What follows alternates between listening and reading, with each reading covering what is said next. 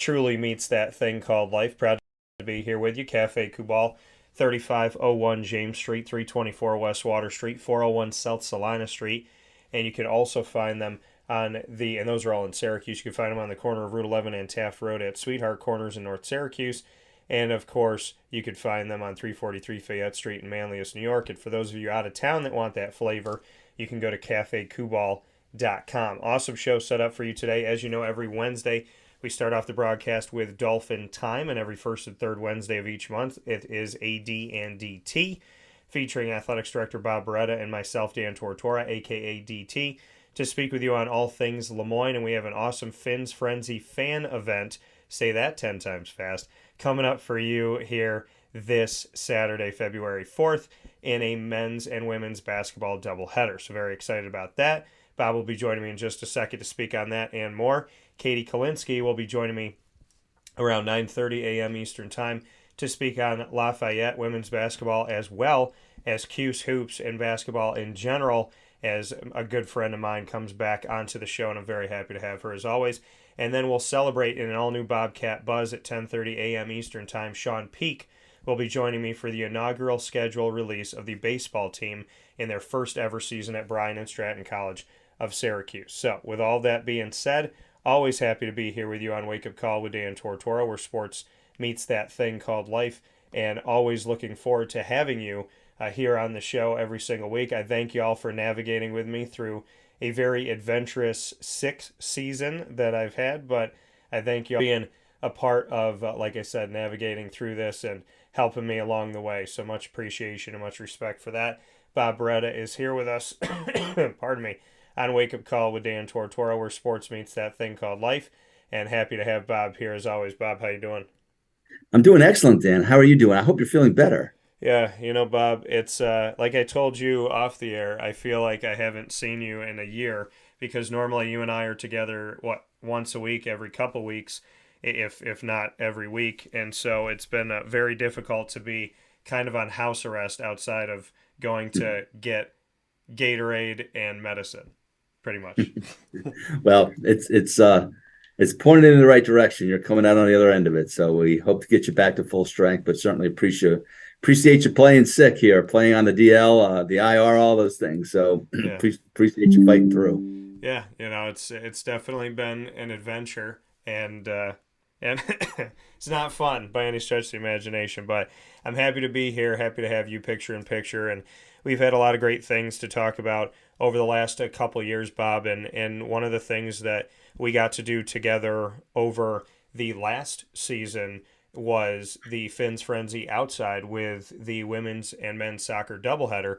And then you talked to me then, and you're always thinking ahead about your vision and your mission for the future. And I remember you telling me months ahead of time, before we even did the one with the soccer teams, is that you're like, I want to do this indoors, I want to do this with men's and women's basketball. And here you are, securing what you said you were going to do with a Phins Phrenzy happening this weekend, Saturday, February 4th, for women's and men's basketball's doubleheader. So I'd love to get your thoughts on that and the importance of doing that for the fans and the community.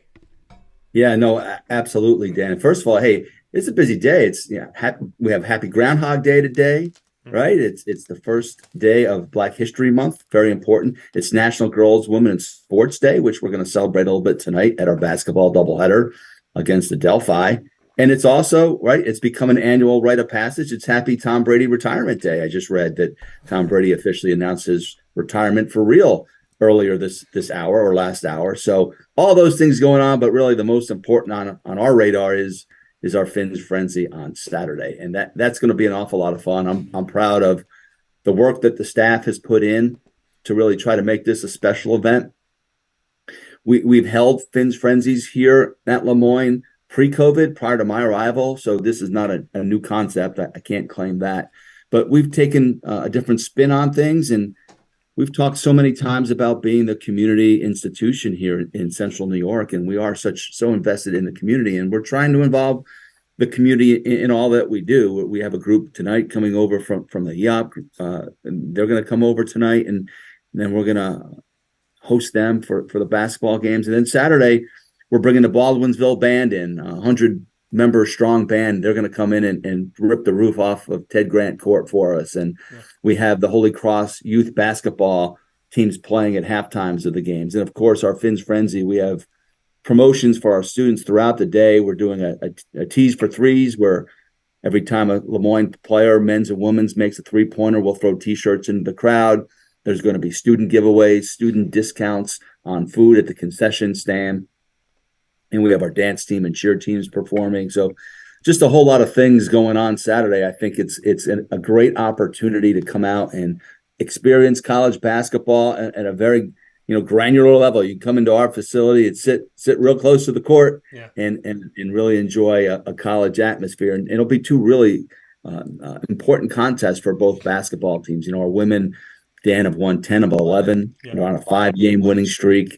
Mary Grimes has done a phenomenal job. They're 15-5 overall and really pointed towards another NCAA berth, regardless of how they perform in the NE10 tournament later this month and into March. And our men are right on the fringes as well. They're 11-11, 8-6 in the conference under Nate Champion. Won back-to-back road games last week. Really playing a good brand of basketball right now. And we feel like if they go on a run here and they're positioned to do just that, they'll have a great opportunity to earn an NCAA berth as well. So exciting times on the Heights. Really fired up for the basketball action this week, tonight, and on Saturday. And of course, our Phins Phrenzy is really our highlight promotion of the winter. Yeah, I want to go back, pardon me, to a couple things you said, and one of them being Tom Brady retirement day, because that'll last today. And tomorrow we'll be talking about his unretirement day. So we'll see how that, I don't know, it doesn't really work like Bobby Bonilla Day, where Bobby does get money every single year on July 1st. Tom Brady tells us he's retiring and then happily unretires. So we'll have to see how that all shakes out. But, like you said, National Girls and Women's in Sports Day, to honor that and the importance of that, and Title IX having its anniversary recently here, just what that means to you, Bob, because I know that as an athletic director, you're tasked with making sure that there's equal representation and the importance of that. No question, Dan. So important on both of these milestone events that we want to celebrate. And we're going to celebrate Black History Month throughout the month of February on our social media platforms. We'll have a feature going up today. We're going to run those and really highlight some of our prominent African-American student athletes, coaches, staff members, people that are so important and integral. And we want to provide opportunities to those marginalized communities. And I think we've done a really good job of that here at Lemoyne. And Mary Grimes is a tremendous example. She's the first BIPOC head coach in the history of Lemoyne College. And we hired Mary back in June of 2021, about a month after I arrived. And we zeroed on Mary very quickly. And, we want to hire the best possible talent, and we certainly are very mindful and want to be very intentional in making Lemoyne representative of our community and of our country. So that's a big part when we go out in the hiring process. We have to be very intentional about diversity and making sure that and diversity plays roles right in all areas, whether it's ethnicity, race, gender, all those things. And then National Girls and Women's in Sports Day is really important to me personally. I am the father of a student athlete who competed at the Division I level, but I also coached the travel team for 10 or 12 years, I think a little over 10 years, and it was a female softball team. And I took those young kids from age of 10, and many of them stayed with me right until our last team was a 23U team before I arrived here at Lemoyne. On top of that, I served as the head softball coach at West Point for a year. And so, I have a predisposition to really connect with female athletes at that level because I've spent so many years doing just that. And now as an athletic director, it's really important to me that we provide equal opportunity for males and females. Everything that we do here at Moyne, when we think about everything is as simple as maybe as a social media feature that we're considering all aspects, men's, women's, whether it's locker rooms, whether it's practice time. We try to be as fair and equitable for all parties right down the middle. I can tell you that, whether it's access to facilities, all of those things, because I think for many, many years, going back in the 60s and 70s and maybe even the 80s and 90s, women didn't always get a fair opportunity. And I'm driven to provide that because, again, it's been such a big part of my personal life and my daughter's life. And it's so important that she was able to receive those opportunities throughout her life and throughout her life. And a lot of that's due to the trailblazers that from the earlier years that led the way and provided an opportunity in sports to participate and then to also pursue a career in sports. And again, I kind of go back to my daughter there. She's working in the athletic department at Penn State University. And I know that there's so many people that preceded in this industry that blazed that path. And one I'm going to mention today is Maddie Salvani from West Point, who I worked with for 35 years. And Maddie is still working now in the athletic department at West Point. She started in the 1960s. And it's because of people like Maddie that have provided opportunities for those that have followed to pursue a career in athletics. You know, Maddie tells stories when she started working in the football press box that the females weren't allowed in the football press box. And they would look at her with crossed eyes or sideways. And she knew the sport better than anyone else in that press box. So it's a very important day to me. This is a powerful month when you think about that. You know, National Girls, Women in Sports Day and Black History Month. February is a very important month. It should be to all of us. Yeah, you know, you talk about Black History Month and, you know, the celebration of that history and just the fact of so many things in our society that weren't talked about. I remember being in, I think it was third grade, and I was tasked with, I think it was during Black History Month, where we all had to pick up and tell a story of someone, and I got Thurgood Marshall, and the first African-American Supreme Court Justice. And so to be able to tell that story, then you fast forward, Chadwick Boseman, one of my favorite actors of all time, who passed away over these last couple of years, unfortunately, ended up playing that character. And so it kind of came full circle for me in telling that story. But, you know, Bob, for you, in a world we live in today where equality and different things have taken, hopefully, more of a front and center spotlight stage.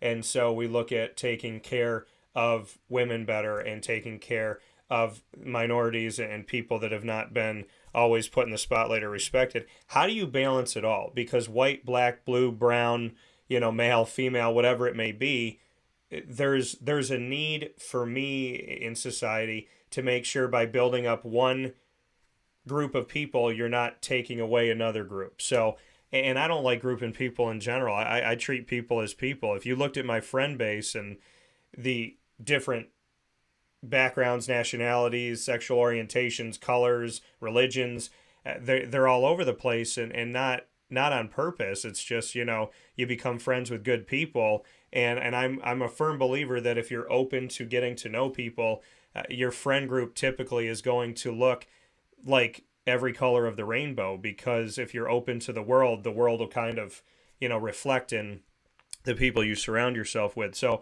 how do you balance it all as an athletic director and as a leader to make sure that everybody feels represented and loved? Because sometimes things get difficult in that world. That's a great question, Dan, and I share a lot of almost all of your beliefs. Right, we have already forged a tremendous relationship in the past 2 years, and a lot of it is because we have a shared value set, I think, and I try to take color out of everything and really focus in on the human being. And I used to say, I follow the golden rule: treat others like you'd like to be treated. But I think over time, I've evolved that mindset to more like, I think they call it the platinum rule now. And I try to treat others the way they would like to be treated. And in order to do that, you have to get to know the individual, right? You have to get to know them, what they like, what they want, how they want to be treated. And so I try to be very mindful of that.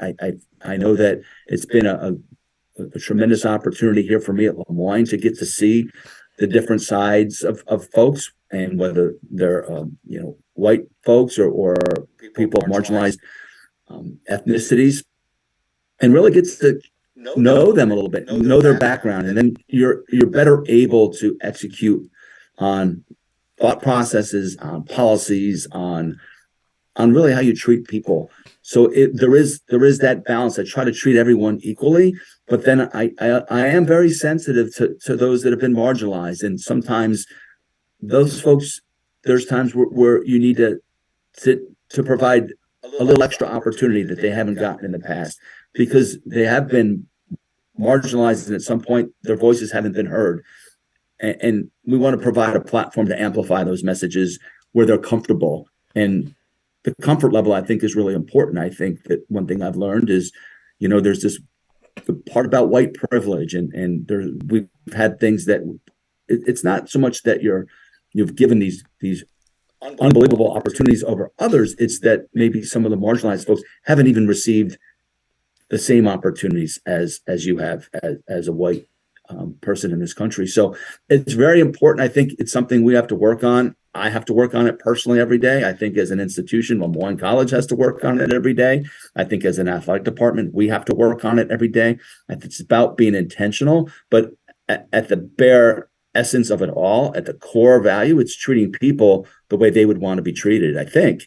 And that's what I try to practice every day. Yeah, coming here from Athletics Director of Moyne College, Bob Beretta, this morning on AD and DT, celebrating so many different things in National Girls and Women's in Sports Day, as well as Black History Month, starting today. And, of course, we have the opportunity to celebrate the Phins Phrenzy and everything that's going on. I mean, we know that the men's and women's swimming and diving teams, Bob, have been doing well. We know that I just got to feature here on the show Robin Wheelis, who's leading the track team and leads men's and women's cross country and track and field at Moyne College. There's softball is going to be starting up. Baseball is going to be starting up, believe it or not. We have the lacrosse season on the horizon, and we have these great games this weekend. I want to go back in to the Phins Phrenzy here to get a little bit deeper into what somebody can expect when they walk into Ted Grant Court this Saturday, February 4th, early afternoon. I know you talked about some T-shirt pieces and different things going on, but bring me into the atmosphere, the desire, and what you're intending and hoping to have, and if this is something that maybe we could see more often as time continues here at Moyne on the Heights. Without question, Dan, it's we're trying to create an atmosphere, one of excitement, one of inclusion, welcome space, and one of energy. And I'd love to have that environment for every home event that we have, and clearly every home basketball game. And sometimes it's difficult with our student schedules. They're being pulled in so many different directions. And we just really targeted this one date to say, hey, let's all really try to be intentional about coming together as a family, as an institution. And we're going to incentivize our students to try to come down here. There's going to be giveaways for them through we're partnering with our student development team to provide giveaways. We mentioned the tees for threes. So we're going to throw T-shirts out into the stands after every made three-pointer by Moyne. Dolphin on the men's side and the women's side. I think the Baldwinsville band is going to change the dynamic of that arena. You've been in there so many times, and I think if we put 100-person band, we might blow the roof off that building, because if you haven't been to the gym, it's a Division I facility without question, and it's very intimate on top of that. So when you come in and sit, you can sit 10 feet away from the court, and you're right on top of the action. And when we put a band in there, if you put a 3-person band, it changes the environment around a basketball game. If you put a 100-person band at a basketball facility in a small 1,500-seat facility, it's going to change the dynamic. And we want to provide our basketball teams a home court advantage, one that is going to be second to none. And hopefully we'll be able to replicate this environment throughout the games in years to come. But I think it's going to be really special Saturday. And again, we have a huge part of the community. It's the Baldwinsville band coming, so it's so many families in the area will be able to come and enjoy the game here at Moyne College. And we have the Holy Cross youth basketball teams coming, and they were here earlier this month, or actually in January or in February now. And they're going to perform. So it's really, I think it's a day you could come. It's supposed to be very cold outside. Mm-hmm. So make the trek over to Ted Grant Court, and you can stay all day in the warmth and really enjoy I think it's going to be a first-rate atmosphere. I was able to be part of building these types of things at West Point, and I know our staff is really excited about doing this. We have billboards up. We'll have billboards up about the Phins Phrenzy here starting today, and around the community, and certainly around our campus. And just, I think it's going to be an excitement and a level that you want to be part of. You want to come in part of it and get some free giveaways, watch a great brand of basketball for the day, and be part of what I think is really history making. I don't think that the Baldwinsville band or any other band outside of maybe a Lemoyne pep band has played at a basketball game here at the college. So it's the first. So a little bit of history, be part of that. And we're going to do what we can. The other part of it, Dan, is it's a whiteout day, or a wear white. We're not really having it a whiteout, kind of cliche. So our students, our SAC got together and say, hey, let's put together a wear white day. So if you do come out, wear white if you can. Wear a T-shirt, wear a white shirt, and be part of what'll be pretty special. I think it's going to be a fun day. It's a great way to spend a cold winter Saturday afternoon. Yeah, no, I'm definitely looking forward to it. It makes sense to wear white when it could be snowing outside. So it's definitely going to be an exciting day this Saturday, February 4th. And folks, once again, just so you know, Phins Phrenzy, Lemoyne will have a doubleheader against Franklin Pierce. The women's team will play at 1, the men's team at approximately 3 p.m. to follow at Ted Grant Court. Bob, before I let you go, the Baldwinsville band, I've been around them. I do a lot of work with Baldwinsville in the community. Shout out to Pizza Man Pub, because we do a lot of our features there. And when it comes to Baldwinsville, we do all of our features there. So I have gotten to know the community, and I've gotten to know the band because at the Dome, I've had the opportunity to sit right next to the band, and they are incredible. And I say this, and I mean no disrespect, I prefer them over the typical band that's there, because I just think the Beeville band is, I don't know, I just think they're heads and shoulders above a lot of the stuff, and they're just so incredible. So how did you build that connection and just kind of bring me into that? Because when I saw the Beeville band was coming, I'm going to come out to the games no matter what, because Lemoyne is part of my family, and you've welcomed me in as well. So to me, I'm going to be there. When you put the Beeville band there, I said, uh-oh. It's about to, and I thought that too. I was like, it's about to get wild. I have Beeville band I have them recorded, some of their songs, on my phone because of how good they are, to like use them as ringtones. So I want to know how you built that connection. Well, it started last year, Dan. I had publicly stated a few times that I wanted to try to put a band. I'd love for us to develop a pep band here at Lemoyne, but that hasn't gained traction. So I started asking around about, maybe there's some high school. Is there a high school band that we might be able to bring in? And someone had mentioned the Baldwinsville band that they substituted for SU at the Dome from time to time.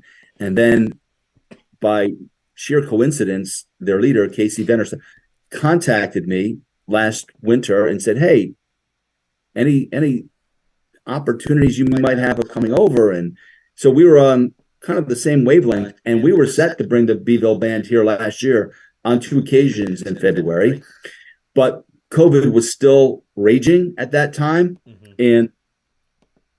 And in the advice of the medicine experts here, they told us, hey, probably best not to bring the band in and drive attendance.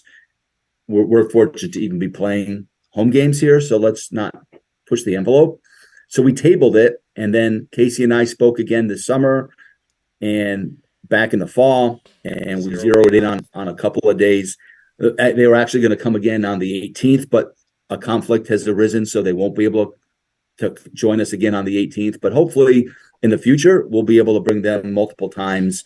And it really was just kind of ironic that I had this strong desire to find a group that would be willing and able to come and help change our atmosphere, provide a home court advantage for our teams. And Casey had the band and with some holes in their schedule that they could come out and support us. So I think this is the beginning of a great relationship. Again, it's all about community. So it only strengthens that bond with Lemoyne in the community, and to bring, my guess is there'll be some future Dolphins in that band on Saturday that maybe it's their first time on campus. Maybe they've been on campus before, but I think that we'll get several of those current band members from Baldwinsville amongst our future Lemoyne Dolphins graduating classes. So I look forward to that as well. Yeah, there's already been that connection, and I've gotten to live that with some of the Baldwinsville alum coming over to Lemoyne. Bob, final note here. You said that Ted Grant Court is definitely a Division I complex. Any thoughts on doing things like this Phins Phrenzy and different pieces that you've implemented in Lemoyne in continuing to state the case that this is a Division I caliber school? I think that while it's not intentional, Dan, we're going to continue to be the best Lemoyne that we can be. And I think we have so many facilities and resources in place that align with Division I that I think by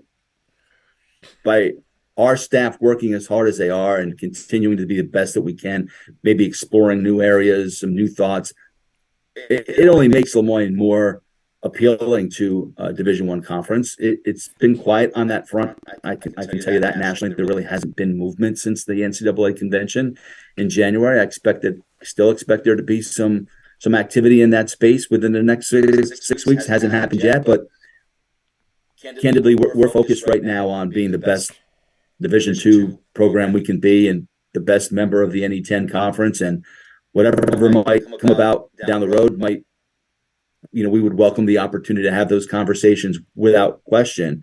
But we're about excellence. We're about comprehensive excellence in everything that we do. And that's on the court, off the court, providing that student athlete experience, a championship experience. And so we're going to try to elevate everything that we do. I think this Phins Phrenzy is a great example. I think the fall Phins Phrenzy was another fantastic example. First time we'd ever put forth a fall Phins Phrenzy. And then in the spring, we're going to have one as well. I think the date right now that we're looking at is April 1st for a spring Phins Phrenzy around a lacrosse doubleheader. And then we have some special events coming up later in April to celebrate the 30th season of women's lacrosse here at Lemoyne and celebrate the 75th anniversary of the Lemoyne baseball program. So more to follow, not letting the cat out of the bag yet. We'll have some information in the next week or two on those events, but again, it's about excellence. It's about celebrating our excellence and our heritage. And a lot of those things that we're doing certainly align with what a Division I program would be doing.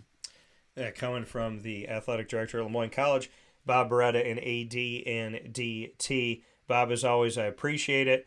I look forward to seeing you tonight because as we get set for the Phins Phrenzy, there is a doubleheader tonight that you can come out to, and it's here on February 1st to celebrate National Girls and Women's in Sports Day, Black History Month beginning, and the doubleheader for the women's and men's team at Ted Grant Court. So we hope to see you out there tonight and this weekend, and of course all throughout the year. Bob, as always, thank you for all you do. Dan, thank you. Thanks for your support of Lemoyne Athletics and all that you do in the community. And of course, Fins up. Fins up, as always. We'll talk with you soon. Coming once again from Bob Beretta here on Wake Up Call with Dan Tortora, where sports truly meets that thing called, and always appreciate everything that he brings to the table. So many thanks to Bob and to Lemoyne College for the work that they do tirelessly in the community, like they said, to be the institution that they are and to put forward their best foot when it comes to where they are now and where they could be in the future. So many thanks and much respect to them, and appreciate them as always. We're going to take a step aside here on Wake Up Call with Dan Tortora, where sports meets life, and get set to have my good friend Katie Kolinski joining the broadcast momentarily here inside of the Cafe Kubal Studios. So with that being said, here on Wake Up Call with Dan Tortora, we appreciate you being here. We'll be back right after this.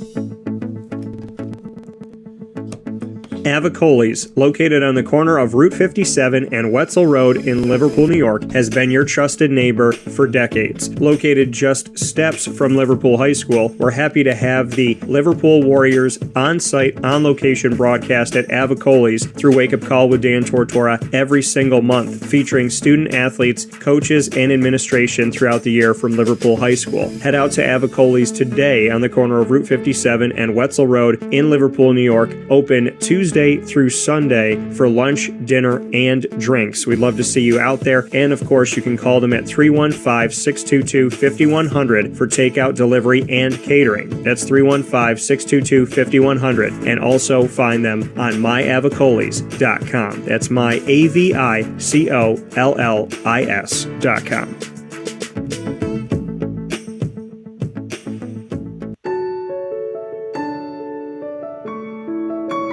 Having peace of mind when you're out of town that your furry-loving friend is safe and sound means taking them to Canine Campground, because we all know that when it comes to the love of our pets, it goes well beyond the call of duty to make sure they're safe and sound. Right, Lily?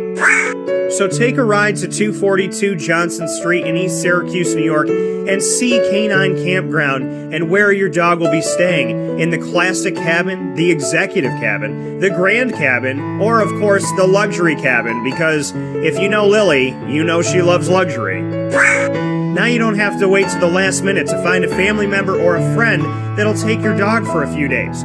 Call Canine Campground at 315-299-4013. That's 315-299-4013. Their drop-off and pickup times are Monday through Sunday.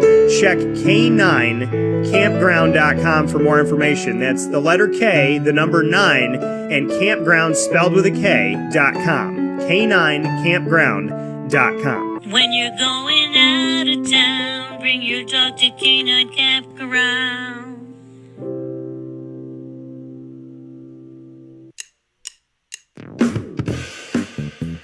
PB&J's Lunchbox, the food truck that you love finding all throughout Central and Upstate New York, now has a street-side cafe. So when you're craving their traditional favorites as well as their out-of-box amazing menu items, you can now head to 663 Old Liverpool Road in Liverpool, New York. Located just minutes from the highway, the Thruway, Destiny USA, and Onondaga Lake Parkway, PB&J's Lunchbox Street-Side Cafe is there for you Monday through Saturday from 9 a.m. to 7 p.m., serving breakfast, lunch, and dinner all throughout the day. Get breakfast for dinner, dinner for lunch, whatever you fancy, including their award-winning grilled peanut butter and jelly sandwich. Find them at 663 Old Liverpool Road in Liverpool, New York. PB&J's Lunchbox, where we love to know what's in your lunchbox.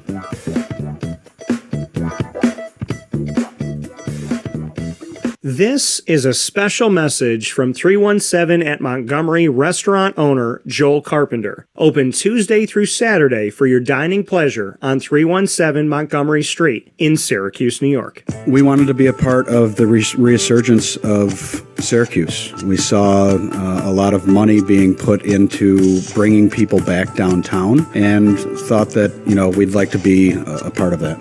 I love putting together a good dish where people see it first, they fall in love with it, and then it tastes just as good as it looks.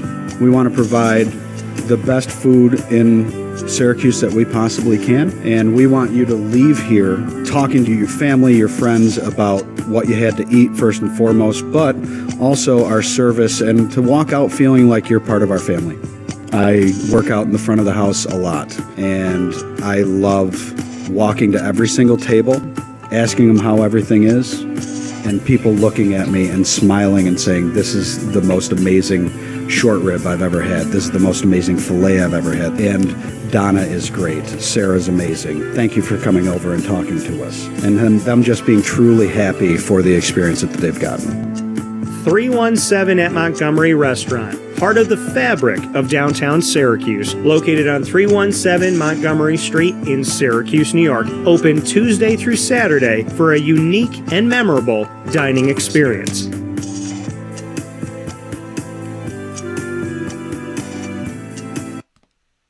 Welcome back here to Wake Up Call with Dan Tortora inside of the Cafe Kubal Studios, hanging out with you where sports truly meets that thing called life. We appreciate you being here every Monday through Friday from 9 a.m. to 11 a.m. Eastern Time, where sports meets that thing called life.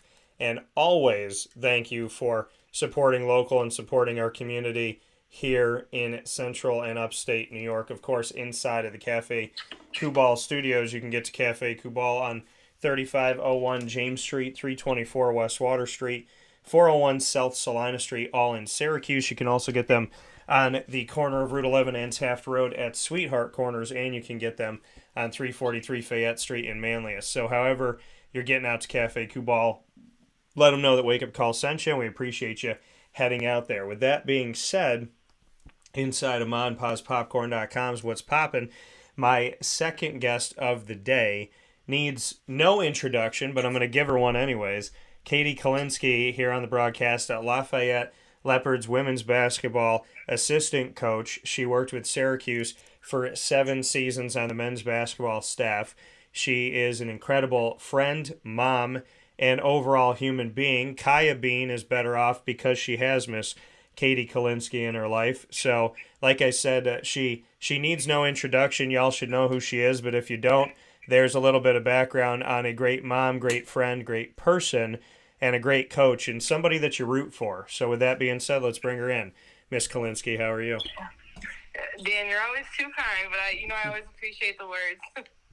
Well, you deserve it. So I got to ask you, because I know we're talking, we text back and forth, but how is Miss Kaya Bean today? How's she doing? What are her adventures this morning? She's doing really well. She went recruiting with me last night, so we didn't get back until like 9. So this morning I let her sleep in a little bit, and I just got to drop her off at daycare for the day. So she loves being with her friends, and she's a happy kid. So it was good to get to drop her off. And surprisingly, I have an off day today, which is like unheard of. So I got to come on the show, which is exciting. Yeah, no, and it definitely happy to have you here. And for those of you that know Wake Up Call, Katie and I have done a bunch of shows in the past. We've gotten to do a lot of cool things. We've had segments where we had Katie was on the show a lot, and we definitely got to talk about so many different pieces of the sports world as well as life in general. As you know, Wake Up Call is where sports meets life. So I'm going to throw you a curveball this morning, Katie, and ask you something that I have an interesting answer to, but I want to get yours. Tom Brady allegedly retired today. How many minutes do you think this will last for? I think he's officially retired. I don't know the guy, but he seems like he got worn down from everything this last year, and I feel like the greats, he could still probably play another year, but at what high level? When the greats can't play at the level that they're supposed to, that's when they normally, turn it in. The year before that, he was playing pretty well. I mean, they beat the Eagles in the playoffs, and, they were kind of rocking and rolling, and this year they just didn't have it, and I could see it being real. It's not like basketball where you could sub in like 2 minutes in the game, like you're the quarterback. You have to play every possession on offense, and, I just think when you don't have the mental, capacity to do it anymore, then that's normally when you see people hanging up, but I'm not sure. Yeah, it definitely, he was different this year, and I think that, to a lot of people that was clear. The playoff game was terrible. They made the playoffs with a losing record in the nation's worst division in football in the NFC South this year. So, and I say that based on their records. Everybody had a losing record in the division.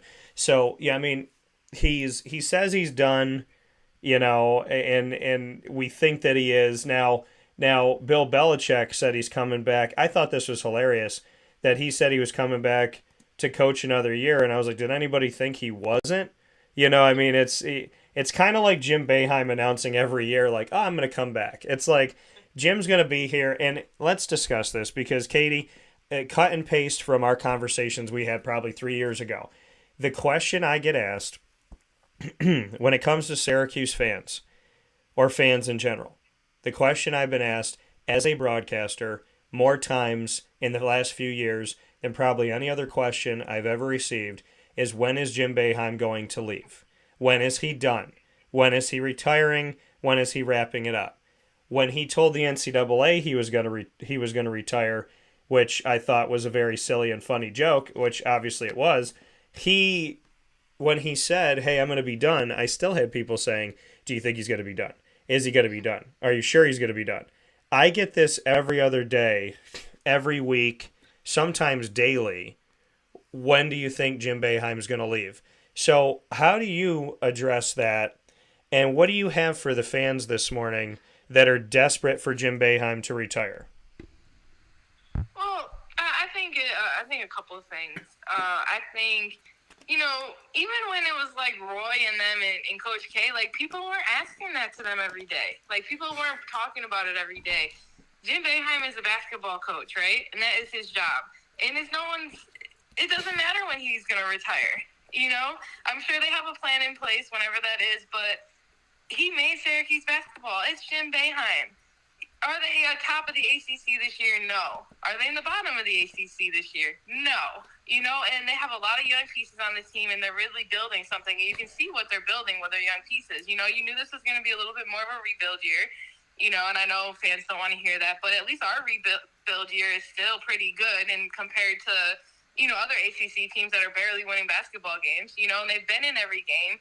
And that should give you hope for the future, and that should give you hope for what Coach Boeheim is doing at Syracuse. And, he should be able to leave when he wants to leave. That's what he deserves. That's what he built. He brought them a national championship. You know how hard that is? Not every coach in the country has a national championship, and everyone's like, well, it was one. Yeah, one is really hard.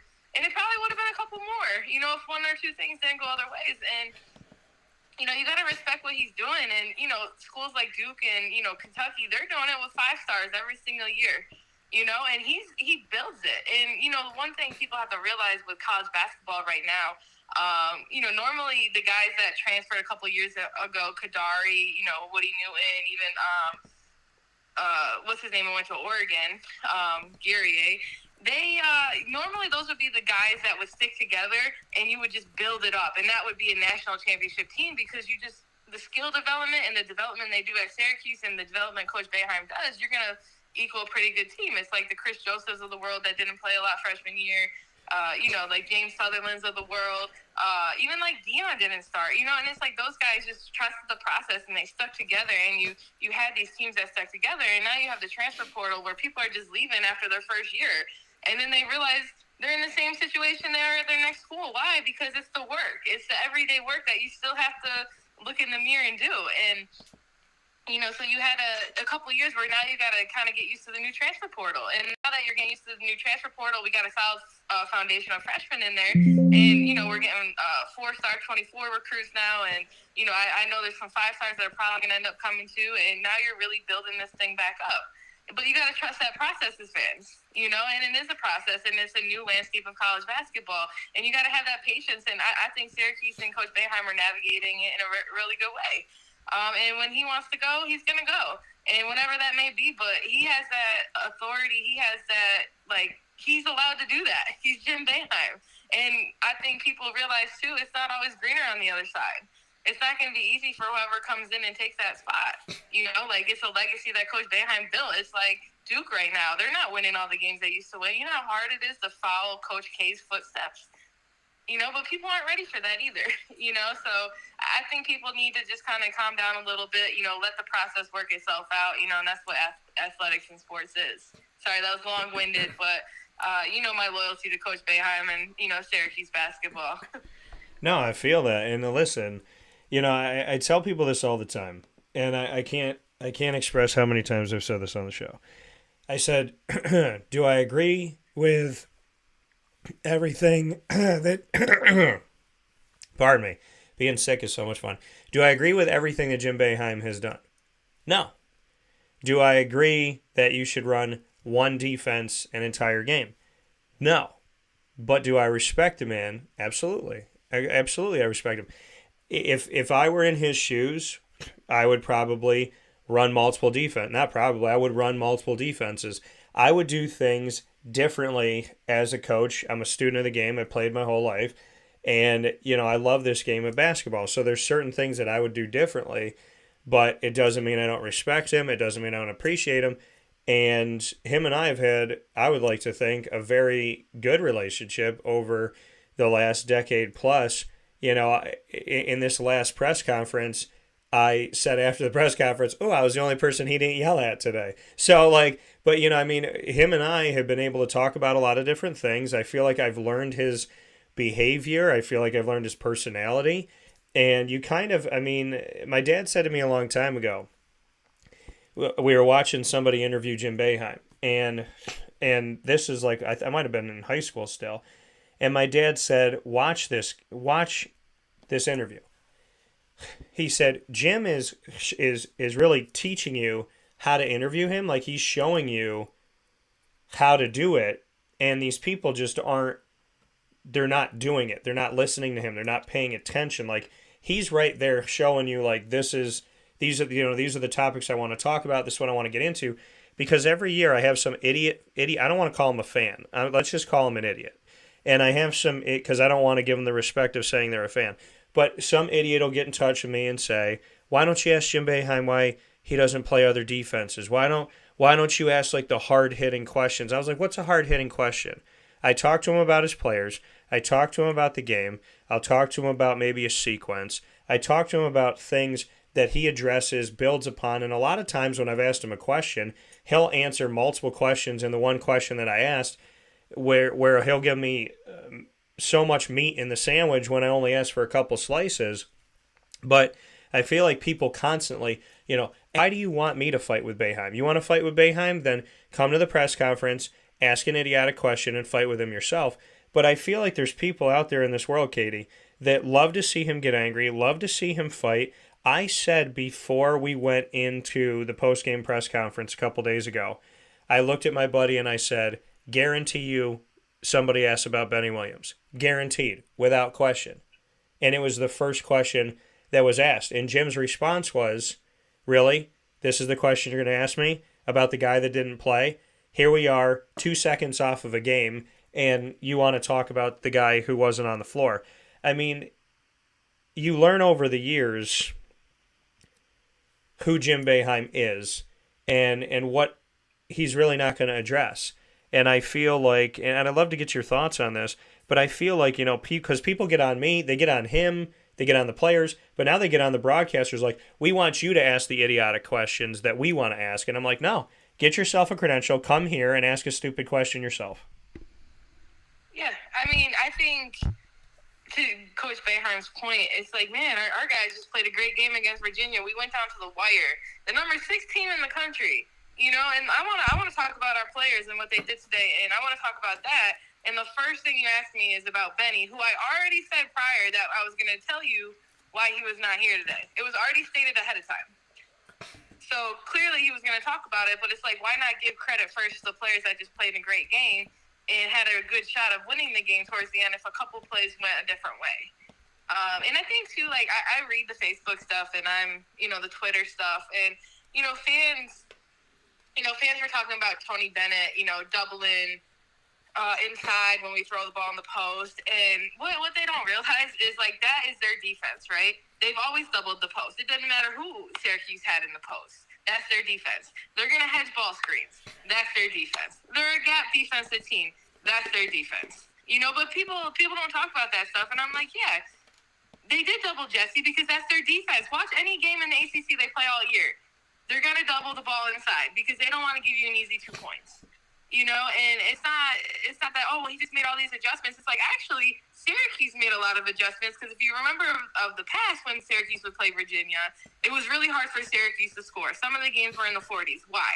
Because Syracuse is a ball screen offense, right? And what does Virginia's defense do? They hedge you because they want to get the ball out of the guard's hands, and they don't want to be able to give you an easy 2 points turning the corner. So they're going to hedge with their 5.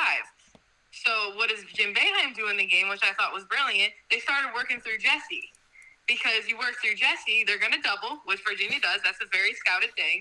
And now you're going to have an opportunity to have a 2-on-1 on the other side, and you're going to be able to have an opportunity to throw it out and get shots. And if they don't double you, what are you going to do? You're going to have a 1-on-1 with Jesse Edwards inside.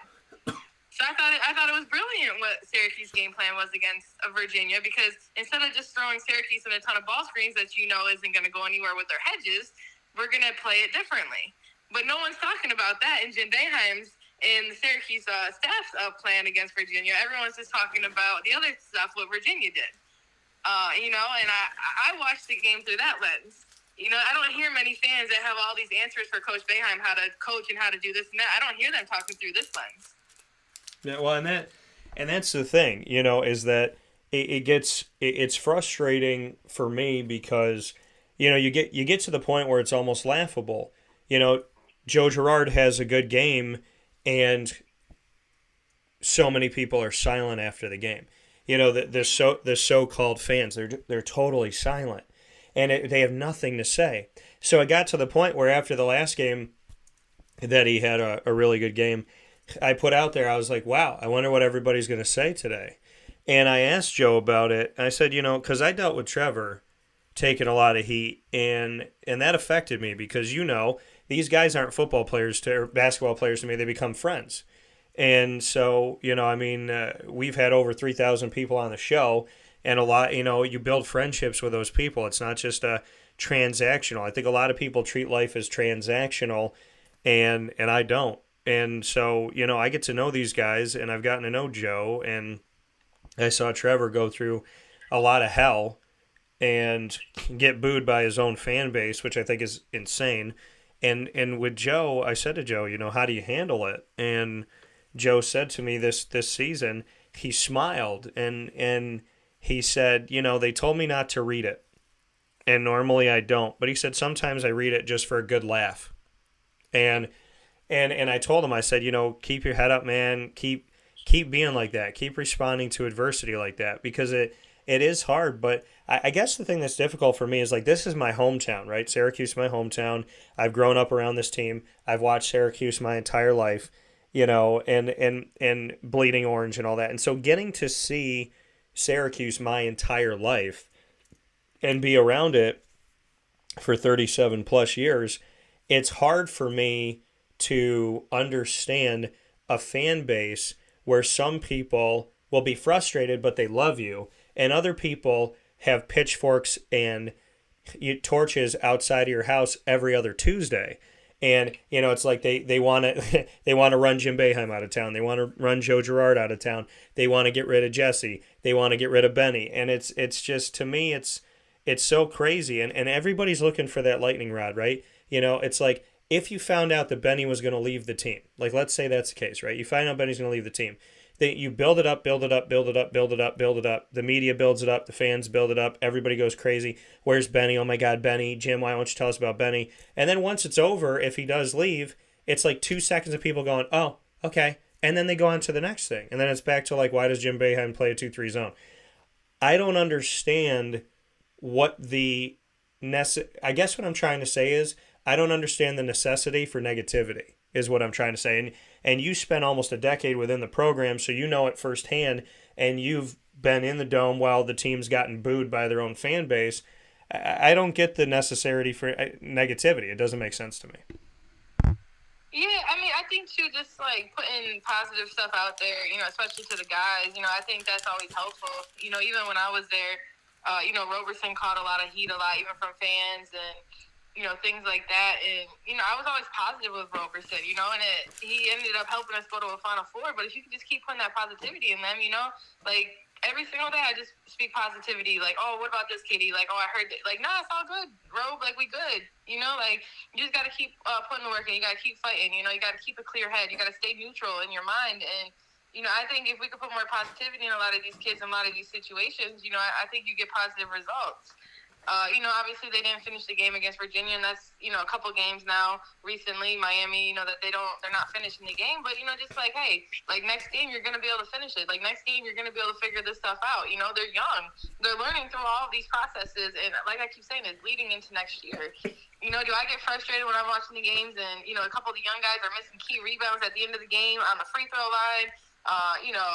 Like, yeah, it's frustrating. It's frustrating for Coach Boeheim. He's like, it's just go get the rebound. 2 hands. Like, it's really simple, I'm sure he's frustrated about that stuff. He should be. He's their coach. He should be frustrated when you guys can't go and get a 2-handed rebound. But it's all a learning process, Like, through this stuff, they're going to learn to get the next one. And, I think people just got to be a little more patient with a lot of this stuff. Like I said, they're such a young team. They are so young. And it's only going to have a bright future with all these young guys. And I have a good feeling a lot of the core of these guys are going to stick together, and not just run to the transfer portal like everyone else, because you see it's not always, like I said, greener on the other side. It doesn't mean your opportunity is going to be better. A lot of guys left, and I don't see them doing much better than they did when they were at Syracuse, and it's not a knock at them, but they just thought it was going to be easier.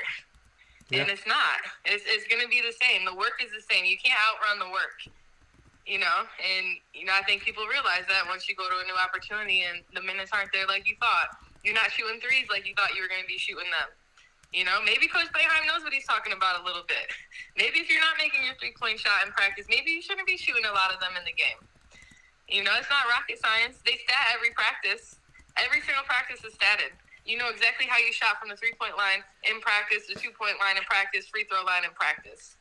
It's not rocket science, but, the fans don't see a lot of that stuff either. Yeah.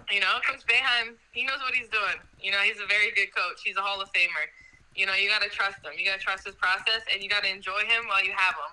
Because it's just like LeBron James. He ain't always going to be in the league. Coach Boeheim's not always going to be coaching at Syracuse, and, I'm very thankful for the years he has been at Syracuse. And, he could have taken many other jobs, and he didn't. He stayed with Syracuse. Like, talk about loyalty. The guy loves Syracuse. He loves living in Syracuse, the snowiest city. He loves it. And we're crapping on him. Why? He's the most loyal person ever to Syracuse basketball. Well, and that's the thing is, a lot of people consider him, obviously synonymous. Some people are like, who was even here before him, with no disrespect to the coaches before, but it's like people know Syracuse. A lot of people know Syracuse basketball because of Jim Boeheim. A lot of people know Syracuse, New York because of Jim Boeheim.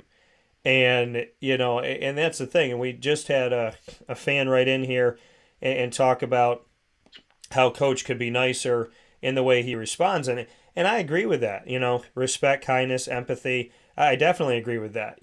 I think Jim could be better in his delivery.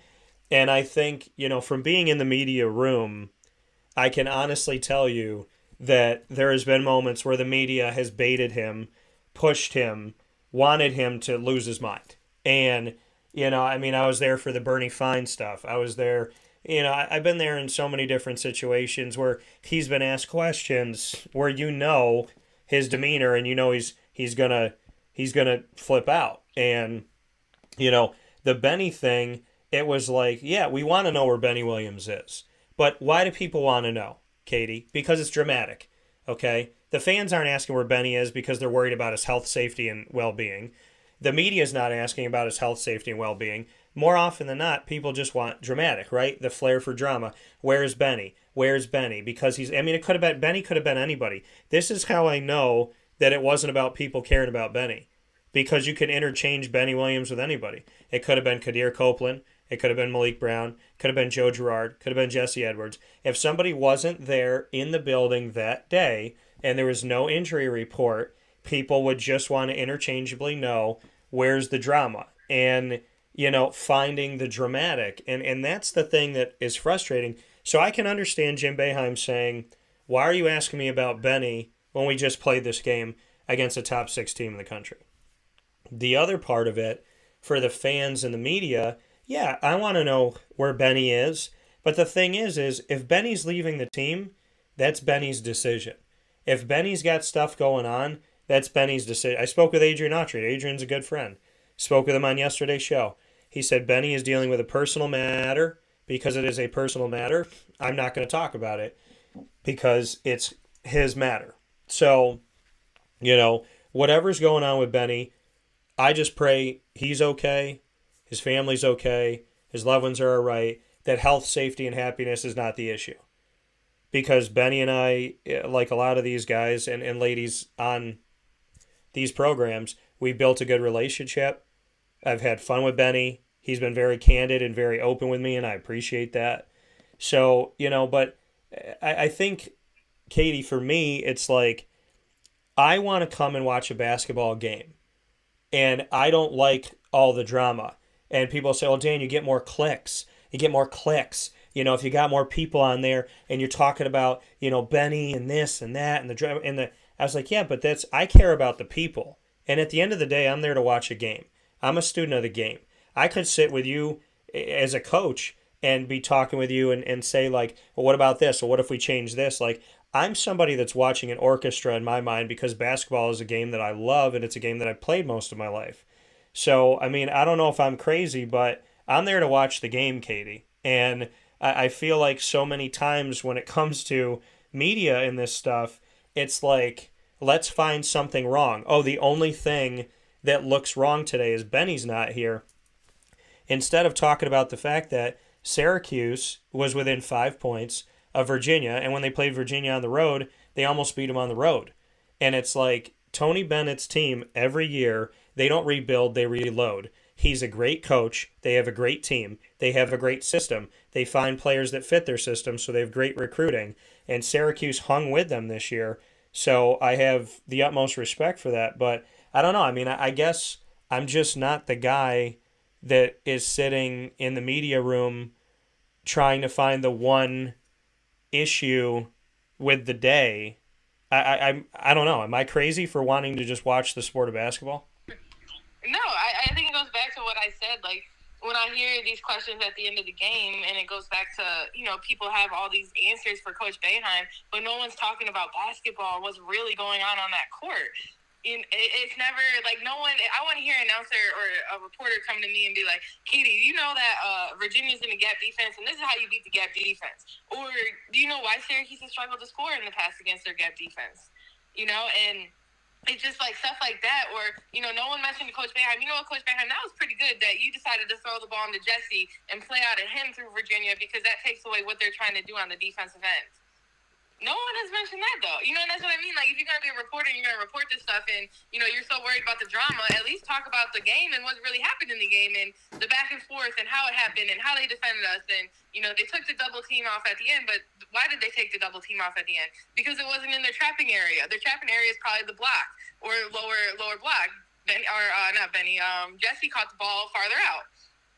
So it wasn't their trapping area. It's not that he made an adjustment. It's not their defense, and it's like, it's just stuff like that. Like, talk about what happened. Why do you want Syracuse not to play his zone all the time? What do you think's going wrong in the zone? I mean, in my eyes and what I'm seeing, Malik has missed a lot of bumps. He's got first pass. He's missing them. He's too low. He's not moving well enough. They're not moving together, and they got to keep working through that stuff because they're young. Why are they missing rebounds? They just got to go get it. It's right on your side. You got to go up and you got to be able to get the ball. And I think working through some of that stuff, and that's what I see on the rotation, the rotation side. And, some teams just move the ball really well. Like Virginia Tech, they move the ball very, very, very well. The way they move the ball, nothing they could have probably done in that zone could have stopped a lot of the stuff they were doing except keep the ball at the high post. But they just got them moving, and there's nothing you could really do in that instance. And they just played a really good game, and hats off to them in that game. But, that happens all the time. There's teams that beat Virginia because they figure out how to score against their gap defense, or they just really have a good shooting night. Because what does their defense force you to do? Shoot a lot of threes. What does the zone force you to do? Shoot a lot of threes. It's kind of the same principles in a way. Keep you out of the lane, make you shoot threes. That's why they lost to UMBC, because UMBC was able to kick the ball out and they shot a high percentage of three in that tournament game. But that's the stuff people, like, that's what I want to talk about. These are, like, that's just what's really going on in the basketball court. Yeah. But that's my 2 cents as a basketball coach, No, it is. And listen, I appreciate it because, again, and I've learned over the years, when they have and the thing is, a lot of times he answers my question and, in his address and whatnot, or we're on the same wavelength of, okay, this is what happened in the game. And it was funny because this game was very similar. This Virginia game was very similar to a game in the past where I literally came into the post-game press conference saying they missed free throws. This was the issue. Like, yeah, there were other things that happened in the game and things that you made mention of, Katie. And I was like, at the end of the day, they didn't play well at the line. Look at, they lost by 5 and they missed 7 free throws. And so Jim came into this and he goes, we missed our free throws. That's the problem. That's what we did. We missed our free throws. We didn't make our free throws. And there's times where he has addressed something like that. So I say to myself, okay, he's already gone after the thing I kind of wanted to go to. So then I talked about individual players, right? So in this press conference, I asked him about Judah. I want to get his thoughts on Judah because in my mind, Judah is a good player. There's no question. Judah is talented. There's no question. Judah could play, anywhere and probably get to the basket and do some cool things. I don't question that. I question leadership and I question focus and I question sometimes where Jim's tried to talk to him and he walks away from him. Because if you did that to me as a coach, if I went to talk to one of my players, you walked away from me, and then I call you over again, you walk away from me a second time, you go to locker room. So that's how I would handle it. So to me, it's like I want to get Jim's thoughts on Judah Mintz at this point, 20-some-odd games into the season, because I'm looking at Judah saying, you're talented, but are you a leader right now? Are you as focused? Do you have the responsibility? Do you put it on yourself? Because there's been moments where you put the ball in his hands at the end of the game a couple games ago, and he was erratic going to the basket. So you say, okay, at that point, 13 seconds left, could have had a better play, could have been smarter. If you were going to go up for the shot, should have had more control. Those are things you learn. Like you said, they're young. So I always like to see where does Jim feel like people are in the maturation process. But you touched on it, Katie. This is a young team. And I think that a lot of immaturity going on the team. Yeah, and I think fans, have to see. And listen, I'm not here to attack the fans at all. Listen, do I think that Jim Boeheim could have a better bedside manner? 1,000%. Do I think he should yell at people in press conferences? No. Do I think that this team should be better at doing certain things? Yeah, absolutely. But at the same point, constructively, in my opinion, this is a team that is learning through youth. And I said going into the season, and I don't know why, I guess it's because it's not like they're dramatic clickbait, but at the beginning of the year, I said something that I felt like nobody was touching on. And I said, there's 7 new faces on the team. More than half of the team was not there last year. More than half. So Exactly. you lose Buddy, who's your best shooter, arguably. You lose Jimmy, who I don't care what anybody said, as far as fundamental-wise, he was one of the best fundamental players Syracuse has seen in a long time. He outsmarted a lot of people and outworked people in certain areas, and I give him credit for that. Cole Swider and what he brought to the team for a short amount of time. You lose all of those guys, plus before that you lost Quincy Guerrier. So there's different pieces that are going. Kadari Richmond decided to leave, so that affects your play at the point guard position. So all of that's gone. You come into this year, you have Joe shifting to where he's more comfortable at shooting guard.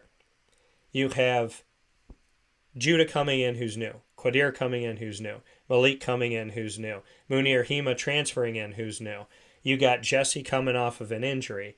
You have, some of the guys that haven't even gotten out there yet. You have Justin Taylor coming in, who's new. And so I don't understand why people can look 23 games into the season, see a winning record, and not be somewhat happy or glass half full, knowing that the majority of your team are either freshmen or new, and they've never played together before. So it's like they're experiencing college basketball, playing together, being in Jim Boeheim's, schemes and systems for the first time ever, and they're trying to figure it out. When you bring all these new players onto a team and you take all that veteran leadership and good shooting off this team, most teams at this point are going to be 8-16. They're not going to be in a winning record situation. So I just feel like people kind of have to look at the makeup of the team and realize that who Justin Taylor is today is not who he's going to be as a junior. Who Judah Mintz is right now is not who he's going to be 40, 50 games into his college career. So I don't know. I mean, I know it's not the sexy thing to say, but the team is young, and all of the experience they're getting, I think, is going to pay off down the road. Yeah, that's all it is. But you got to trust that process. Like, they're still going to get 4-star recruits. They just got 1 in 24. The future is bright for everyone saying, well, he's not recruiting. He's not getting recruits. Well, they just signed a 4-star in 24. Come on. Against some pretty high-level colleges that were in his Final Four. And they're figuring out the landscape of the NIL and all of that. And I think it's going to be fine, but you just got to keep trusting it. They're playing in these close games. If they played Colgate today, they win the game because they were so young when they played them before. Obviously the end of the Pitt game, they had a chance and they turned the ball over, and they had to learn from that situation. In the early games against Richmond and those teams that they had to make a play at the end, and they just played in so many close games, and that's the youth showing. And you got a lot of them that are 18-year-olds, and some colleges have the COVID year and they got like 25-year-olds playing, and they're just immature. And it's not a knock at the guys. They're immature because they're 18-year-old boys, trying to become men in a men's league. And that's not a knock at all. It's just going to take time. Like Coach Boeheim can't rush that process of helping them become less immature as young people, and he knows that. It's just really an immaturity thing and a learning thing. And, we're all immature at 18.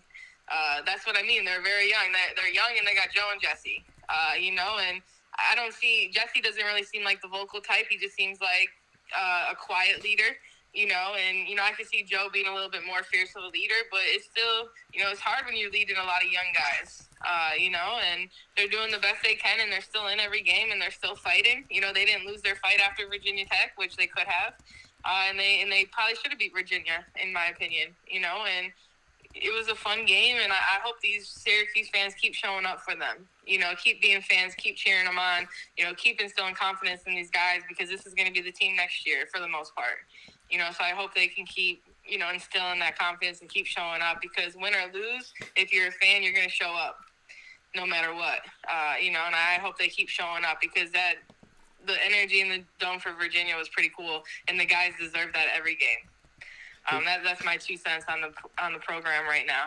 No, I mean, I agree here with Katie Kolinski here on Wake Up Call with Dan Tortora. Spent 7 years on the staff with Jim Boeheim on the men's basketball team, now with the Lafayette Leopards women's basketball team as an assistant coach. Let's shift gears to that, Katie, and get your thoughts on Lafayette. I know you've been there for a bunch of seasons now. After being at Syracuse, you've gotten to go to some different places, and you've dug some roots there at Lafayette. So what can you tell me about, how things are going over there in your opinion, and just to bring me into your current digs and what you've taken away from being an assistant at Lafayette? We have a young team, so we're dealing with a lot of the same stuff. So I know how it feels, to deal with a young team, and you never know what you're gonna get with a young team. You don't know what team's gonna show up. And just kind of like Syracuse, and we've had a lot of injuries this year. Our starting point guard, our leading scorer in conference, she got injured 3 games into conference season, so we lost her, leaving us with 8 healthy players. Then we had to get our other guard back, and our post players out for us right now, and our lineups have been pretty up and down every single game, just because we haven't been able to get a flow of being healthy.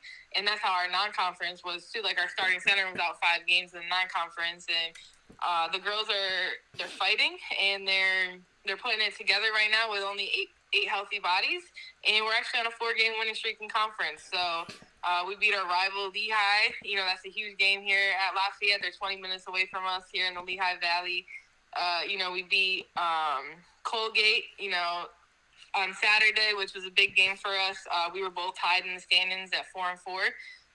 No, we were 4-5, and then that put us at 5-5. So, that moved us up in the standings a little bit. And it's been a lesson learned. And the mentality I come in every single day is work, and players must have work, because when we started 0-4. We kept working the same, and I know that's the same mentality Syracuse basketball has, and that's where I learned that mentality from. It's just that everyday work of coming in the same. If you win by 30, lose by 30, you're going to come in with the same type of work, and it's good. It's a learning every single day. I'm a young coach. I could probably be immature at times too, being a young coach. So it's been really good. Yeah, and that's the thing. I mean, in your coaching career, you've gotten to see and experience a lot of different things, different personalities and whatnot. What have you learned up to this point? How would you describe yourself as a coach today as opposed to when you got started? Yeah, definitely a lot of growth. I think you can see my growth in 4 years, just like my growth in 7 years at Syracuse. I'm learning. I'm open to learning every day. I want to just learn, certain things, certain offense, certain defenses. I want to learn how to attack certain things, and, just going back to, when I was at Syracuse, I learned from Hop of, he was always there for the players. Red and GMAC too, but I work with Hop specifically, so that's why I mentioned Hop. And I think just having that mentality, like if it's go get lunch with them, Hop used to have the guys over to their house for dinner if they were going through a hard time, or he'd give them a book, and he'd give them an article to read, and just being that person for these players, and just continuously helping them grow and helping them get where they need to go, where they should go, and where you see them going, and instilling that confidence in them. As I learned from him of always just putting that confidence in the players, and obviously you help instill confidence through the work and teaching young people how to work at a certain level. And I think that's been my growth, of just keeping that mentality going, because that's where I learned it. And that's all I've been really trying to do, is just trying to, be there for the players, and, being someone they can lean on. And, if I know they're going through a hard time, I might go get lunch with you, or I might, invite you over, or, things like that, just to, just do what's needed for the players to become the people that they need to become. And I love that. I appreciate it. And I respect it. Katie Kolinski here with me this morning, Lafayette Leopards women's basketball assistant coach. I spent many years with Syracuse Orange men's basketball, and here with us this morning. Keeping with the basketball world, we got to discuss it before I let you go. Brianna Stewart, good friend of yours, played here in upstate New York, grew up in upstate New York, played at CNS with the North Stars, actually had a year with my cousin Sammy Tortora at that CNS team, and then went on to UConn, was a 4-time MVP, 4-time national champion, and then went from there to the Seattle Storm, and has had a fantastic career in the WNBA. Now in free agency, she has an opportunity to decide between Seattle and the New York Liberty. And I'd love to get your thoughts on your friend Brianna Stewart, who got some publicity nationally last night. I was watching. It's nice because growing up as a kid, you never hardly saw anything on SportsCenter or anywhere about women's basketball unless it was UConn. And last night they were talking about Brianna Stewart and her free agency. And I don't know if I've ever seen a WNBA player get much publicity for their free agency. So shout out to Brianna for that, and shout out to the people that were willing to cover that. So I'd love to get your thoughts on your friend and the fact that she is one of the most highly sought after free agents right now. Yeah, I think, she's the type of person who is very logical and thinks through everything she's going to do, and is very calculated. So, whatever she decides to do, I know it's going to be for the best interest of her and her family. She's got a young daughter now, and, obviously she's married, and I think they're going to decide to do what's best for them. And, I don't think it has anything to do with anything other than that. As anyone should make the best decision for them and their family. And, me selfishly, I hope she goes to Liberty. It's like an hour and a half from me, and I'd love to be able to be in there supporting her at the games. Bring my daughter to some games. So, I selfishly want her, in the Liberty. Obviously in New York, it's a great market. Just even being able the ability to make even more money and things like that. Like, I'm going to try to do that. I'm going to try to be even more marketable as, the best player in the whole world. And I think, whatever decision she makes is going to be, for the best for her and her family. And she wants to win, and you got to have the pieces to be able to win. And I'm sure that's going to go into some of the thought process, who can win the quickest, and who has the right pieces. And, Liberty have some good young pieces, even with INAUGURAL being a point guard. She's young. She's really good. She's a leader too. And, I think who's going to replace Seattle, Sue Bird, who's going to be their point guard, and, what's going to be their process like. They're a different team without her. And I haven't talked to Stewie about any of this. This is all my own speculation as a basketball person. Yeah. But yeah, I think she's going to go wherever's best for her and her family, and, whatever's best in her heart to do. And, I'm excited that she has the opportunity to, maybe go with the Liberty and, do something different. I'm going to put something out there, and Brianna Stewart, if you're listening, this is not to sway you either way. This is just my push.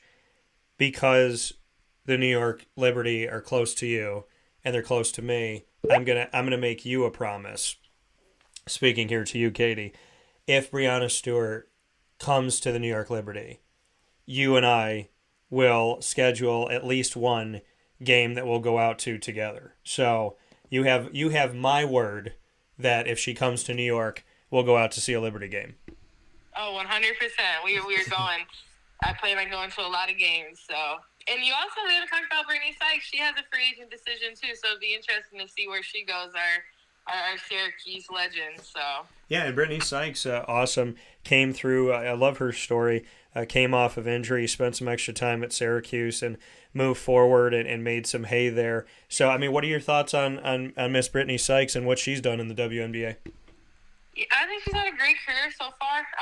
She really wants to be a defensive-minded player, which is awesome. You always need players that are defensive-minded, and what she doesn't realize all the time, she can go get a bucket whenever she wants with her athletic ability and her ability to score. So I think she's had a nice career, and I'm really I'm excited to see kind of where she ends up next. I'm hoping it's a little closer, it's on the East Coast. She's been out in LA, so I'm hoping it's where I can see her a little bit more.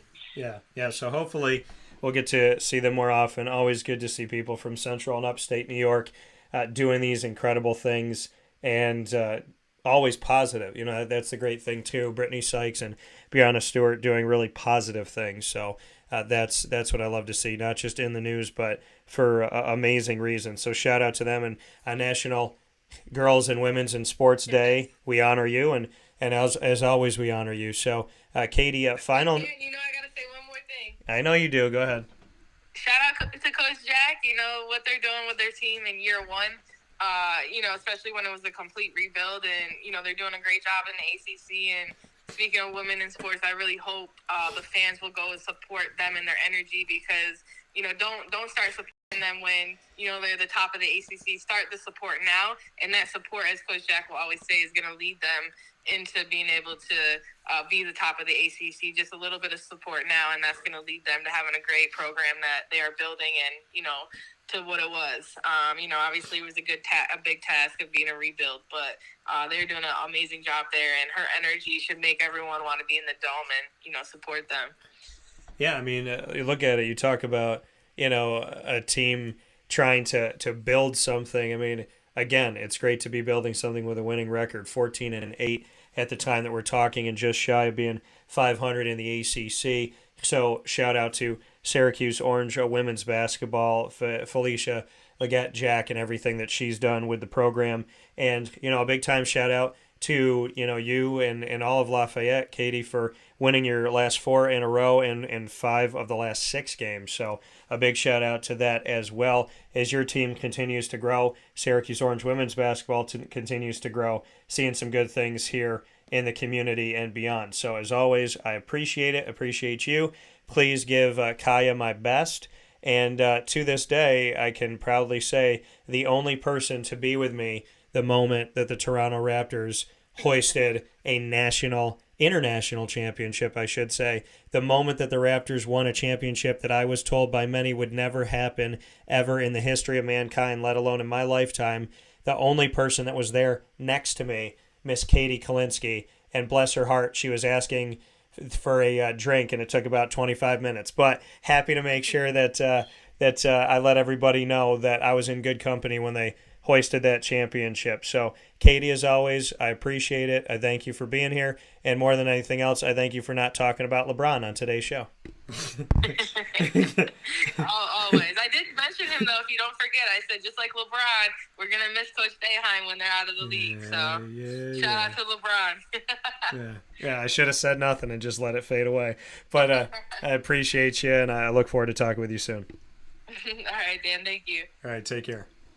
That coming from Katie Kolinski one more time here on Wake Up Call with Dan Tortora, where sports truly meets that thing called life. And as always, I appreciate having Katie here on the show, and always have fun with her and all the conversations that we get to have. So thank you to Katie Kolinski. Shout out to Kaya Bean, who's in that picture with her, for those of you on Facebook and YouTube, her little daughter. So big shout out to her. We'll take a step aside for a fast break. When we come back, we'll wrap up the show with an all-new Bobcat Buzz and our exclusive multimedia marketing partnership with the fantastic Bryant Stratton College Bobcats of Syracuse. So that'll be coming up right after this on Wake Up Call with Dan Tortora, where sports meets life, from the Cafe Kubal Studios.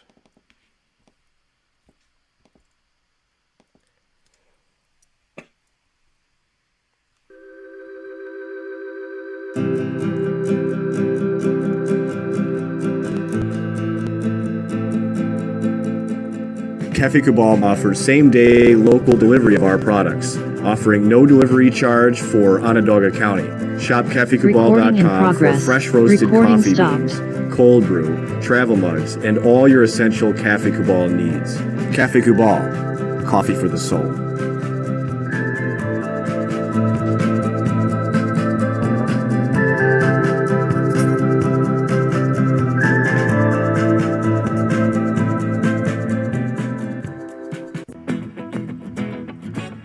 Hi, this is Amy from Mother's Cupboard, home of the whole frittata. We are open daily 6 a.m. to 1:30 p.m. For takeout orders, call 315-432-0942 and tune in to Wake Up Call with Dan Tortora for our monthly food challenge and try our Wake Up Call signature menu item available 7 days a week.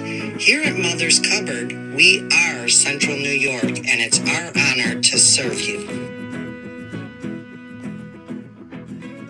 Ma and Pa's Kettle Corn and Popcorn Factory remind us that every day is worth celebrating. Find them at 201 Old 7th North Street in Liverpool, New York. Open Monday through Saturday in-store and all the time online at maandpaspopcorn.com. Serving our Central New York community and beyond. You can order all throughout the country at maandpaspopcorn.com. And remember to get your tins, which have in-store half-price refills forever. Ma and Pa's Kettle Corn and Popcorn Factory, available to you for fundraising and all of your events by calling 315-450-6272. That's 315-450-6272. Ma and Pa's Kettle Corn and Popcorn Factory.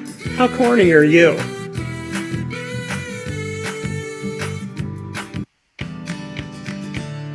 Witty Wicks Candles and Gift Shop, Township 5, Camillus, where you will find handcrafted all-natural soy wax candles over 60 cents to freshen up your home.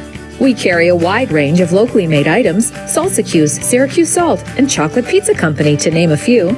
Let our knowledgeable staff help choose unique gifts and keepsakes for any occasion. Gifts for family and friends, and maybe a little something for yourself. Witty Wicks Candles and Gift Shop, Township 5, Camillus. This is a special message from Merritt Brady, owner-operator of Chick-fil-A Watertown on 1290 Arsenal Street in Watertown, New York. Chick-fil-A for me has always been about the people. I think it starts with the strength and leadership of the Cathy family. It's just amazing to see a family-run business reach the altitude that they have. Second mile service is something that we embodied at my previous business, and the ability to make people feel like they're the only person at your establishment, that you are there to serve them that day and looking for those extra ways to make them happy, to anticipate what they need next is what makes me tick. And I'm going to have so many opportunities at Chick-fil-A to do that. It's one of my favorite things to eat in the world. My favorite application question or interview question when I'm interviewing is when I get to, have you ever eaten at Chick-fil-A? And a smile hits both their ears. You know, they can't even answer the question for a second. And when I see that, it's like, man, that's going to be a great hire. They already get it. They already feel it. They already know that we're different. The Chick-fil-A experience, it's a real thing. And then, of course, just our generosity and community involvement and making a positive impact in the lives of our team members, our guests, and the community in general, I think is really the secret sauce.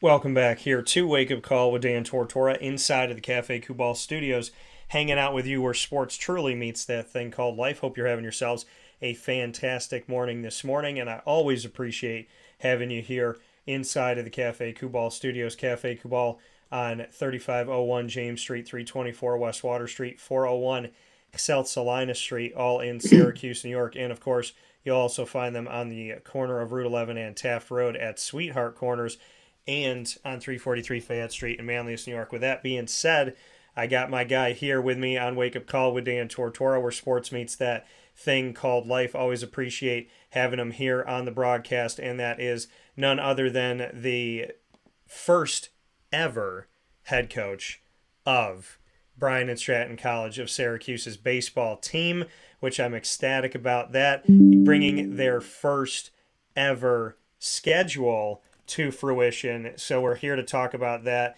and so much more with Shawn Peake. Shawn, how you doing today? Good, Danny. How are you, man?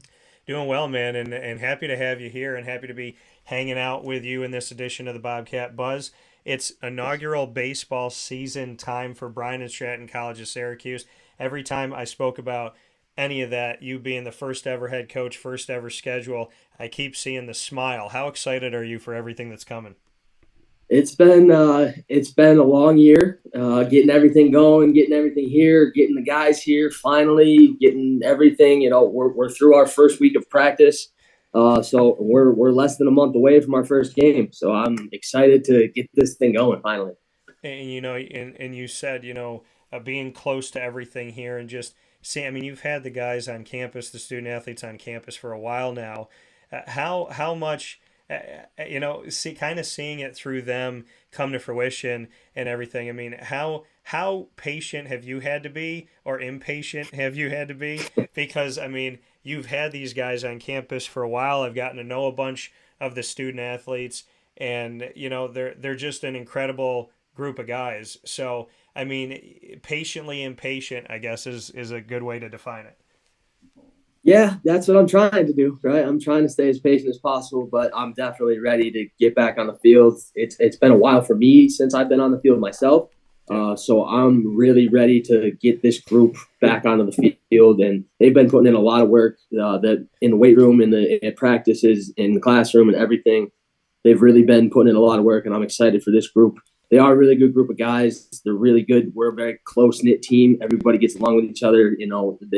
They gel together a lot. There's not a time in the day where you don't really see them not together. So I'm liking how our team is kind of stacking up, and hopefully we can get some wins out of just being competitive and doing whatever we can to get on the field. And we're here finally, so let's get there and play. Yeah, and I mean, to be a team in your inaugural season, I mean, everything you're doing for the first time. So what's that been like for you? It's definitely hard. It's definitely been hard. I don't have assistant coaches that are on campus with me all the time and like helping me out all the time. So even at practices, it's sometimes just me. That's definitely been a different challenge of trying to do everything I possibly can. And that's part of the job, but I'm not mad at it at all. Sometimes the guys bear with me when I'm trying to do 40 things at one time, but that's what we're a great group together, and that's what I have them for. They can bounce things off of me. Hey, they know I'm doing one thing or doing 5 things. I'll get to them eventually. But we just got to have our, time management's got to be pretty good for all of us. Yeah, speaking here with Shawn Peake, the head coach of the Bryant Stratton College of Syracuse baseball team in their inaugural baseball season. The schedule just came out. Bring me into that, putting together the schedule, like you said, doing everything for the first time, and in the stress of that and the million different things you have to do. Just bring me into that inaugural baseball schedule and how you put it all together. Yeah, so I mean, it was just about reaching out to schools that are not too far away, that are we're within 5 hours of here at least. Trying to find schools, find schedules that are going to link up, and that's kind of the email chain going back and forth, playing a little bit of a tag of, hey, can you do this game? Hey, can you match up this day? And it's definitely been falling into place. I'm lucky we got 22 games all scheduled in. First one's on February 25th, and we're at Fisher College in Massachusetts. So it's going to be an exciting time. It definitely was a process getting the whole schedule together and making sure everything fit with our schedule, everybody else's schedules as well. Luckily, we'll be playing Studi Adirondack. We'll be playing my buddy Casey Joe. Shout out to Casey real quick. We'll be playing them kind of middle of the season at their place, and then our first home game hopefully will be March 15th at our field, and that's in on Route 31 in Clay. It's called Clay Park North. So if anybody's out there, hopefully we can get everybody to come out and show up. Yeah, you talked about that, and I was just going to address that with you. Finding your home field. Bring me into the journey of finding the field to call home for Bryant Stratton College of Syracuse. So that's kind of a funny story.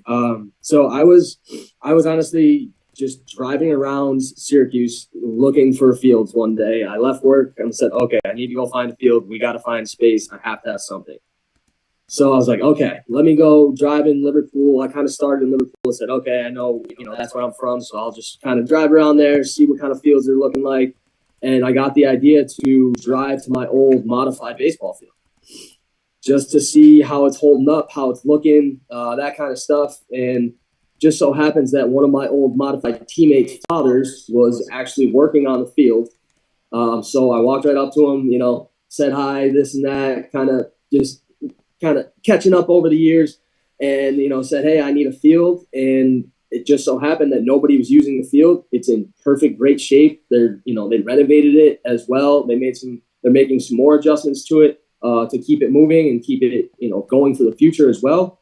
So that was kind of the thing, like, all right, hey, I'll just go try my modified baseball field and see what it looks like. And now it's our home field. For you, your modified baseball field to being your home field, for that to come full circle and be, personally special, something for a special something for you, just what you could say about that, because a lot of times life seems to be poetic, and in the sports world, it seems to just kind of come full circle a lot of times. So just what that's like for you to experience something like that. Yeah, it's definitely kind of nostalgic, I'll say, a little bit, right? Yeah. Going back and saying, hey, I played here, I did this here, we practiced here every single day, did this. It's definitely kind of weird going back every day, but it's definitely a cool experience when we get over to the field, especially the progress, honestly, that it's been made, and it's the upkeep of the field over the years. It's honestly, it's nice, way nicer now than it was when I played on it.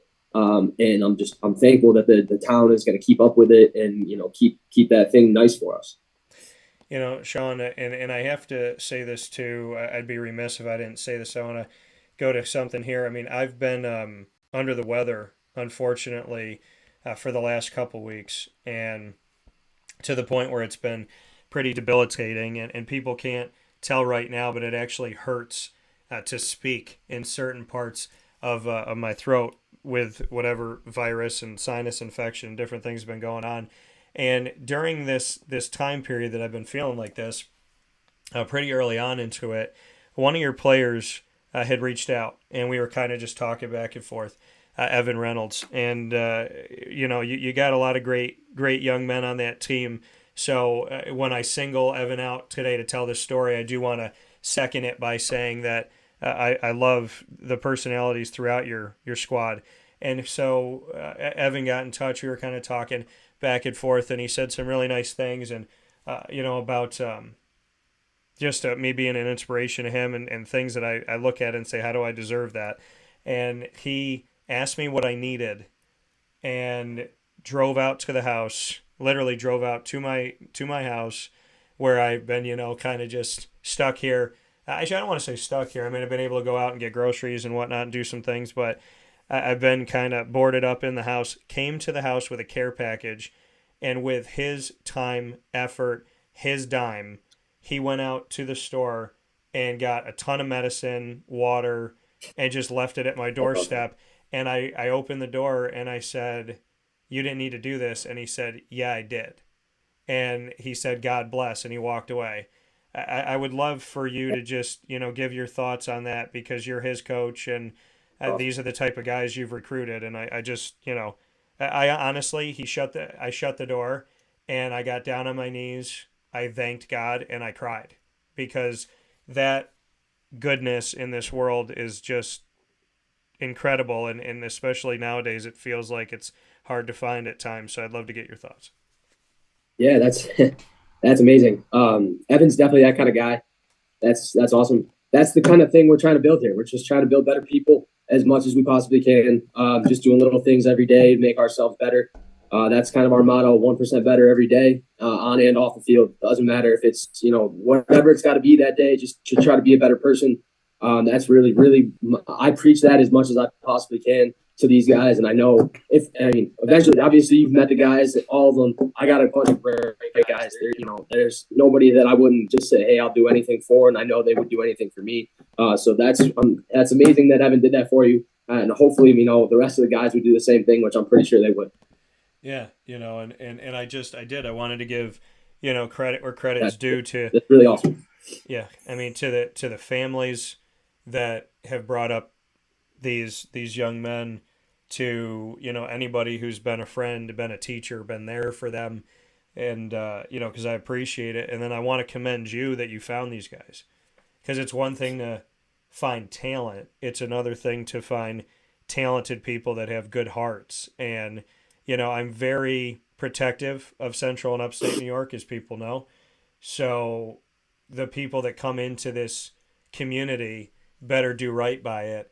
And I want to commend you, Shawn, for bringing in guys like Evan to be the people that they are and to have the hearts that they have. Because, yeah, I want to see you win games and I want to see this team have some fun.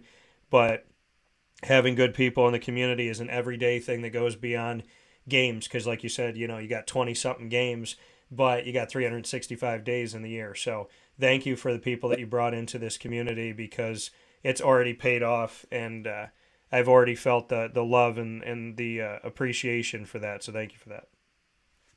No, thank you. It's definitely nice to have these guys around. I'm glad I can. I know a lot of them even are going to stick around for a few years, and even Evan's talking about moving here after when he's done playing here. So hopefully we can stick around and keep these good people around. Yeah, absolutely. And I told him, you brought it to me at the game, and so it's been on my wrist. And for the 90,000 times I've traveled by plane, every TSA agent can tell you that the only things that I have when I go through security are my bracelets and my watch. So shout out to the team for that. But having this inaugural season and knowing that it's so close, Shawn, for you to have that first game on the horizon, just bring me into that, because the road to get there, nobody sees that road, right? Everybody looks at it and goes, I hope they better win their first game, they better do that, but nobody sees the road to get there. When this schedule got released, I was excited for so many more reasons other than who you were playing against. So I'd love for you to just kind of talk about the fact that it's so tangible right now. Yeah, like I said, we're less than a month away now. We're 24 days out. It's quick. We're getting here. It's like I said, it's been a long journey trying to get here, get these guys on campus, recruit them, get them all here, get them in classes, make sure they got through the first semester. Everybody's eligible, thank God. Keeping them out of injuries, preventing them from doing that, getting them in the weight room, doing all that stuff, organizing practices, all the little details that, a lot of people don't see. That's definitely the hard stuff. And now that we're almost on the field, we're finally there. We're finally there. I'm able to, we're able to touch it in a few days. I'm throwing baseballs to these guys. I'm hitting fungos to these guys. We're so close, and I'm just so excited to get there finally. Yeah, we know that on Wednesday, March 15th at 2 p.m. Eastern time, early afternoon, you'll have your first ever historic home game for Bryant Stratton College of Syracuse against Cazenovia College. Bring me into that. I know it's a little ways away, and I know you got a doubleheader with Fisher coming up here at the end of February, but your first home game is a month and some change away. Yeah, that's definitely a different experience. I'm definitely looking at Fisher. That's where my focus is right now. Absolutely. I hope the team is absolutely looking at that too. But I definitely, I'm excited for the first home game. That's going to be, an experience in itself with people on campus. I know all of our other sports and athletic teams here, they're super excited to see us, play and do our thing. We're at all their games cheering and going crazy for them. So the whole campus is really excited to come out and see what we have and, what kind of product we have and who these guys are, because they've been around school for almost a year now. So it's time to see what they can actually do on the baseball field.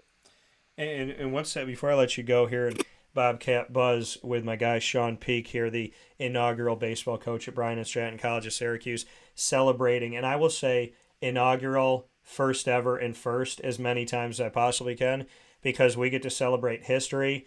I get to selfishly get the exclusive of celebrating this, doing all the interviews and having all the coverage of it. So thank you to you, Shawn, and all of Bryant Stratton College of Syracuse for letting me do this. You knowing that this is all coming forward, it's all tangible, it's all real, it's about to happen.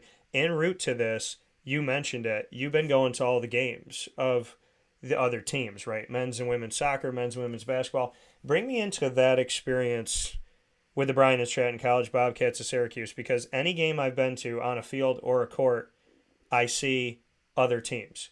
I've never been to a Bryant Stratton game for this Syracuse, school where there hasn't been a soccer team at the basketball game, or a baseball team at the basketball, or football, or not football, or soccer, or whatnot. To see this anywhere I go, when there's one team on the field or the court, there's another team that's there in the stands supporting them. Just what that's been like for you to have the environment and the culture of Bryant Stratton, and what it means to you that it's a campus that supports all sports and not just, people of their individual sport going to their individual games and nobody else's. Right. It's definitely special. It's having a small school, having the small college. We don't have. It's not like we have a million fans and a million people on campus that can just show up to the games and at the big venues and this and that. So especially we have to kind of keep it close knit with each other. It's nice that we go to their games. And I kind of tell my guys, especially, hey, show up to as many games as possible, because if you want, more fans in the stands for our games, and, you're going just as crazy for their games as hopefully they're going to go for our games and root for us and cheering for us as much as possible. And I think going to the games and doing that, I'll shout out Coach Clay actually right now. Shout out his new victory for the program record. Gotta love that. And even like 2 weeks ago, they had a game, and our guys were pretty much the cheering section for them. They were kind of getting down, and it was kind of getting to a close game. And I talked to Coach after the game, and he was like, "Hey, man, thanks for having your guys here. Like, they were definitely our crowd. They kind of kept us in it at one point." And honestly, they kind of did. They were kind of keeping momentum going for them and rooting for them and kind of going nuts. And that's kind of what it's all about, is being this close little family that we got going here, just rooting for each other and trying to be good people. Yeah, and a shout out to Clay, and Clay will be on the show this week to discuss the fact that the team has won 12 regular season games in men's basketball, which is a new single season record for the men's basketball team. 12 and going, right? 12 and going. 12 and on. So, and that's the thing. That's the cool thing about it, is he set a single season record, and I'm sure it's not going to end there, which is the beautiful thing about it.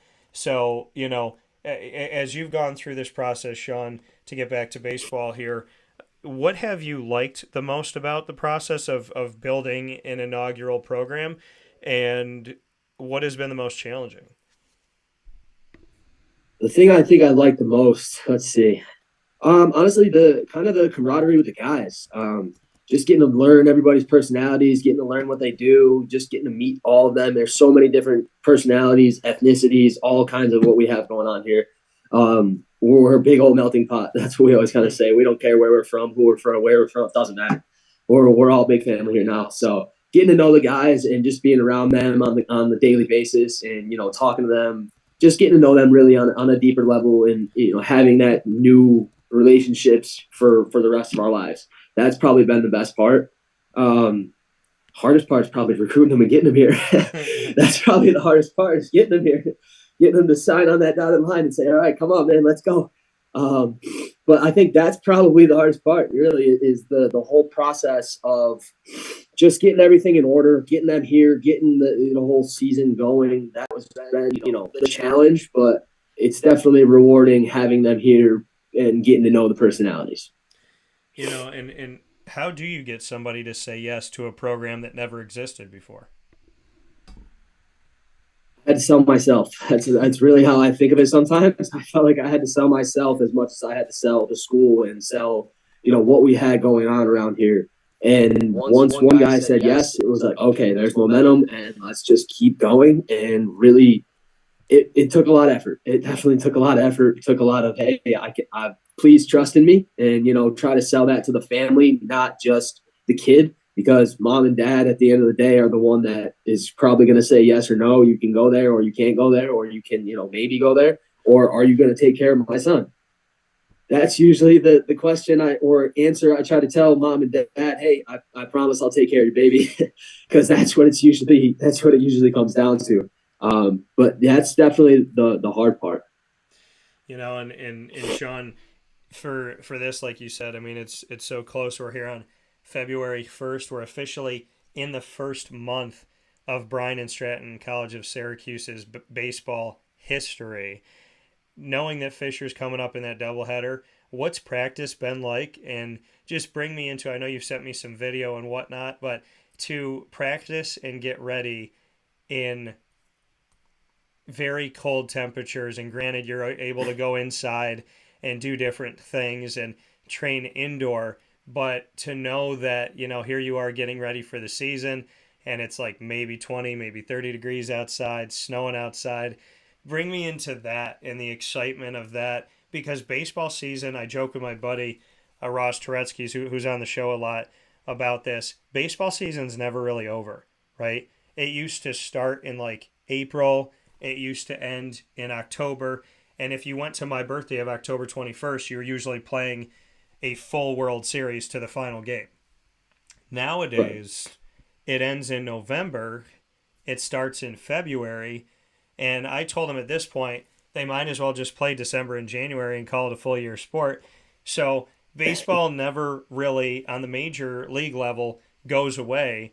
And it never goes away for those that truly love the game. And for you, it doesn't go away because you're coaching, recruiting, and setting things up and all that. So bring me into what life is like when you're getting ready for a baseball season and it's 12 degrees outside and snowing. Thank God we have indoor facilities. Thank God we have indoor facilities. That's definitely the hard part. It's kind of the running joke. I think if you play Northeast baseball or if you live in the Northeast, hey, you're going to be inside. You might not be touching the field before your first game. It's kind of one of those things that you just show and go.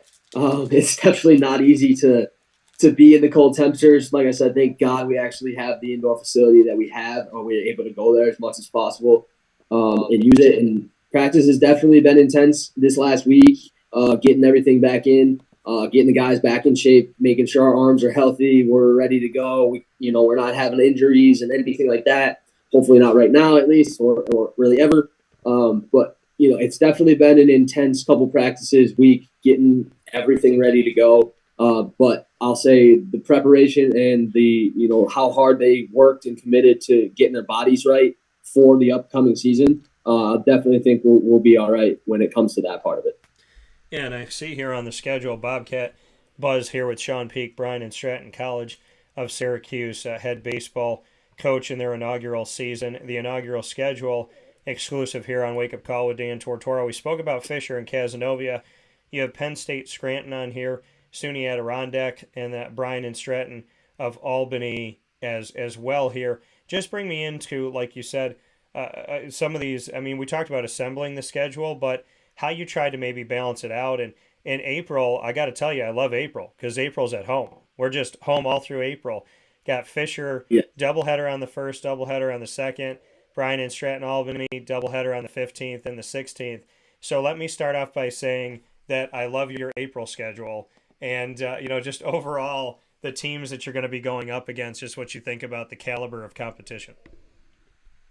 I'm excited to see. We're definitely playing some good competition. I'm not somebody that wants to play like the worst teams in the country, right off the bat. I want to play teams that are going to be making their playoff pushes and teams that are very strong. I don't want to just come in and say, all right, we're just going to try to roll over. Nah, I want to, play really good competition. I want to see where we stack up. I think we got some pretty good ball players.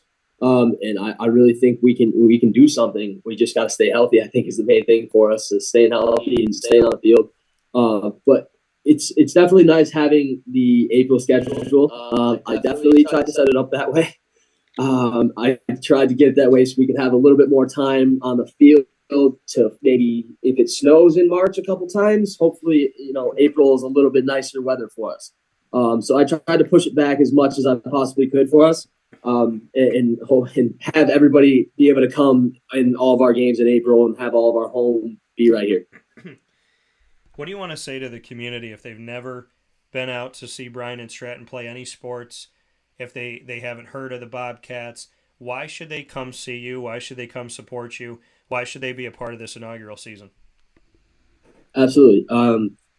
I really think that what we have here is, like you said, not if somebody's never heard about us before or anything like that. What we have here is a nice tight-knit family, and what we have with our athletic programs, we have very competitive athletic programs.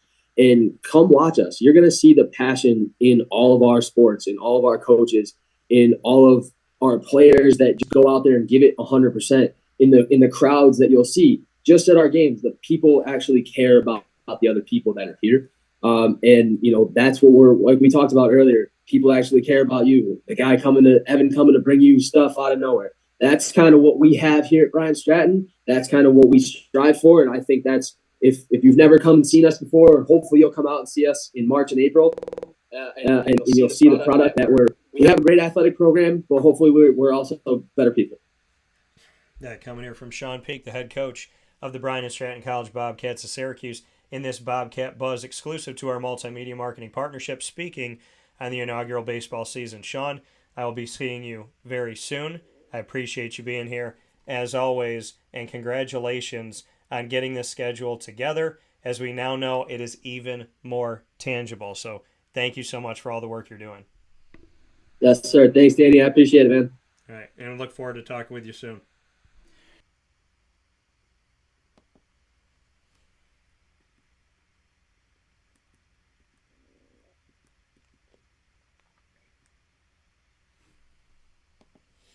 Carvel DeWitt, it's what happy tastes like. Do you know why? Because we make ice cream. Creamy, rich, flavorful ice cream. Not yogurt or iced milk like some of our competitors. Ice cream. Fresh, by hand, daily. For the calorie conscious, we have something new for you. Our new Carvelite. Same great flavor, creaminess, and texture of our regular ice cream with only 35 calories an ounce. So whether you want an ice cream cake, flying saucer, dasher, carvalanche, hard or soft ice cream, we will satisfy your craving with our fresh, handmade regular or new Carvelite ice cream. Carvel DeWitt. It's what happy tastes like.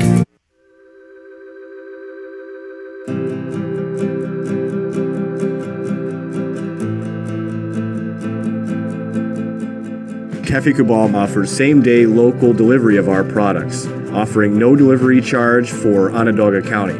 Shop cafekubal.com for fresh roasted coffee beans, cold brew, travel mugs, and all your essential Cafe Kubal needs. Cafe Kubal, coffee for the soul.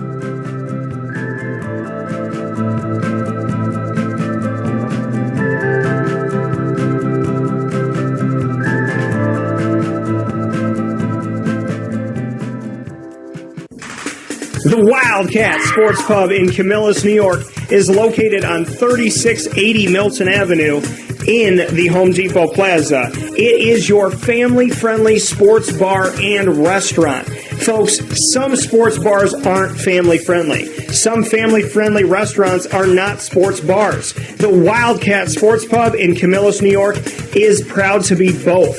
It is that marriage that you've been looking for years. The Wildcat Sports Pub is your home base for your sports bar and restaurant needs, games for the kids, indoor and outdoor activities, and enough things on the menu to come back every single week and get to try something new. They're open Sundays from noon to 8 p.m., Monday through Wednesday, 11 a.m. to 11 p.m., and Thursday through Saturday from 11 a.m. to midnight. For reservations and party information, call 315-487-2222 for the Wildcat family-friendly sports pub and restaurant.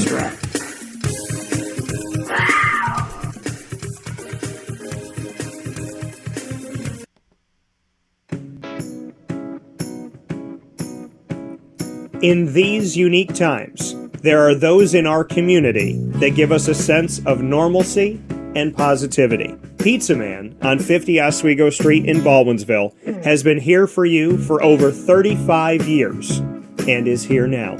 Call 315-638-1234 or order online at pizzamanbville.com to bring those familiar tastes into your home. And remember to come see our monthly on-site broadcasts centered around the community and our Baldwinsville beats.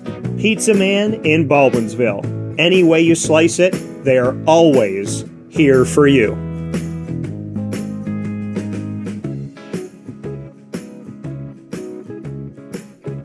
This is Jimmer Sikowski, owner-operator of Chick-fil-A Cicero, 7916 Brewerton Road in Cicero, right in front of the Home Depot. I had a deep feeling that God wanted me to do something bigger with my life and to help people, help others. He kept putting Chick-fil-A in my life, and I realized as I was going through the franchise selection process that positively impacting the lives of others was really core to what we do here at Chick-fil-A. First of all, it starts with the food. The food is brought in fresh daily. We bring in local produce. We prepare to order in the kitchen. We hand bread our chicken. We hand spin our milkshakes. It's great food. It doesn't taste like fast food. I think the second thing is the way people feel when they come in a Chick-fil-A restaurant. It's different. We try to treat people with intentional kindness here, which is very different and deeper than good customer service. And so I think it feels remarkable for most people to come in a Chick-fil-A restaurant. And then lastly, the impact that we try to have in the community is very different. It's a big part of the expectation of every operator of a Chick-fil-A restaurant is that they're actively engaged in their community, they're a leader in the community, and they're making a difference. When they realize that what we're striving to do is to shine a little light in their life, that's a very, very different experience than you will have in any other quick service restaurant. And it's that remarkable experience that I think people will emotionally connect with. I'm George Townsend of Honda City with some good advice when buying a new car. The true cost of owning a new car is determined by the appraised value when you trade it. No vehicle appraises higher than a Honda. Next, look for low APRs and deep discounts. You also want low maintenance costs and great fuel economy. That's why my advice to you is to buy a new Honda. Looking pre-owned, visit our Honda Certified Used Car Center. Honda City, 7140 Henry Clay Boulevard, Liverpool, or HondaCity-CNY.com. It would be a pity if you don't shop at Honda City. Our corporate purpose at Chick-fil-A is to glorify God by being faithful stewards of all that's entrusted to us and to positively influence all those who come in contact with Chick-fil-A. And what became increasingly clear from our success in Cicero is that people love Chick-fil-A. And also I think we recognized that, we had a great opportunity to grow the brand and grow our platform. I felt incredibly grateful when I was selected to be a Chick-fil-A operator. I think what it's meant for me, what I've come to realize on a very deep level is that this is a calling for me. It's not a career. It's not a job. The Lord called me to be a Chick-fil-A operator and to use these restaurants to glorify Him and to positively influence other people. I'm blessed. I'm very blessed. Head to Chick-fil-A Clay on 3974 State Route 31 in Liverpool, New York. Welcome back here to Wake Up Call with Dan Tortora inside of the Cafe Kubal studios, here where sports meets that thing called life. And folks, I am here to very proudly and very happily wish the best of birthdays to somebody who means a lot to me on and off the air. Now, as you know, Witty Wicks and Wake Up Call are proud partners here in our community, building up the local community and beyond, all about upstate and central New York, helping out each other, building up each other, and doing great things in our community. That partnership between my company and Witty Wicks would not be possible without the awesome effort and enthusiasm of the entire staff at Witty Wicks. And that staff, that incredible staff, is led by Aubrey. And Aubrey, I know it's very cliche to light a candle, to light something on your birthday, but I want to thank you.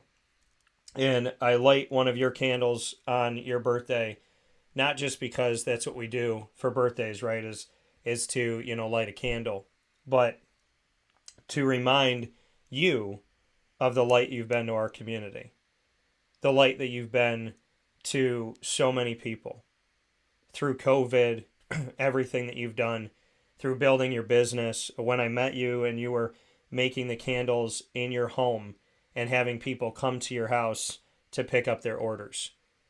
What you have created, what you've believed in, is the epitome of chasing your dreams and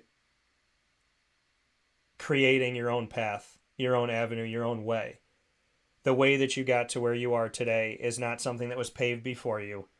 You paved it, right? You worked at it, and your due diligence and your love and your passion and your positivity, even on the toughest days, it's why you are where you are today.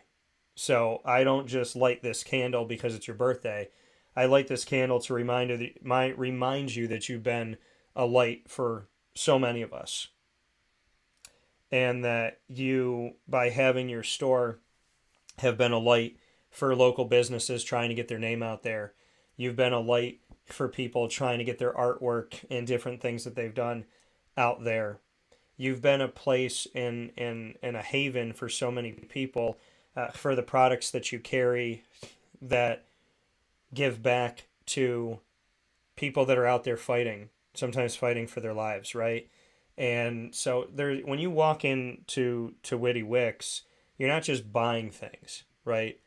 You're helping the local community. You're supporting the local community. You're buying things that show your support of local, like the Upstate and the 315 and the Syracuse pieces. And on top of that, there's different businesses you can buy from that give back to great causes like I was speaking about before. So, Aubrey, having Witty Wicks isn't just having a business. It's being a light. It's being a light to people that feel like their light has been dimmed, or maybe their light isn't celebrated or looked at. You welcome all people of all religions, of all nationalities, of all backgrounds and sexual orientations, and so on and so forth. There's not anybody that's walked into that store that doesn't have representation. And I want to thank you for that.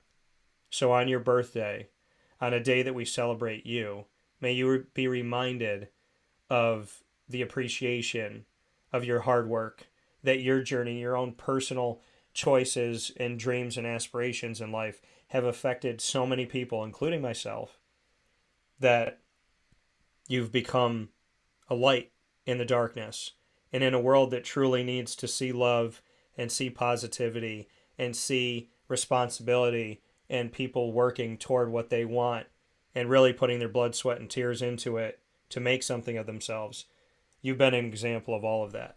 And I thank you. So on your toughest days and your most stressful days, and I've seen you on a few of them, and you've seen me on a few of mine, may you remember on those days just how much we appreciate you. And may you remember on the days like today, may you remember how much we appreciate you.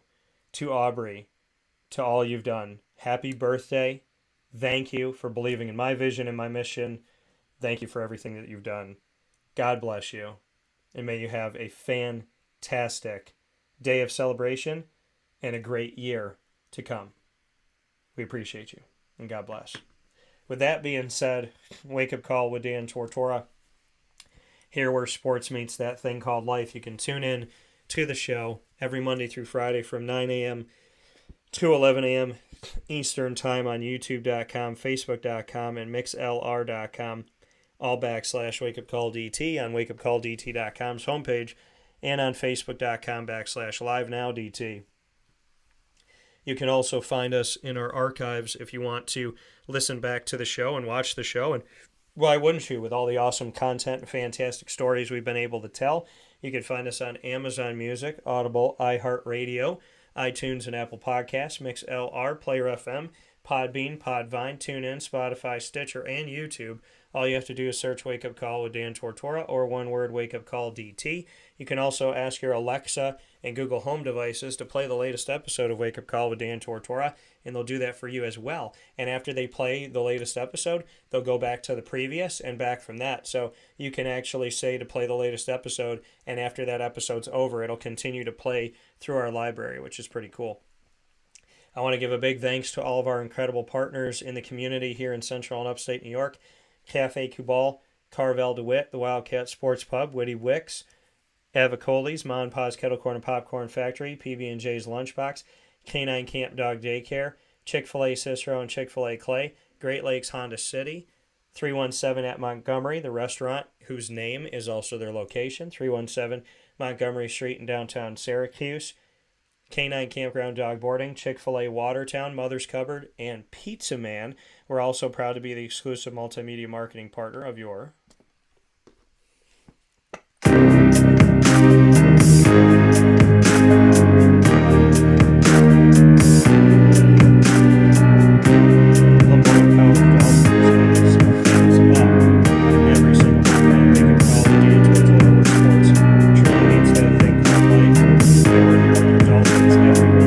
today at 9 a.m. Eastern Time for Dolphin Time, which is exclusive to Wake Up Call.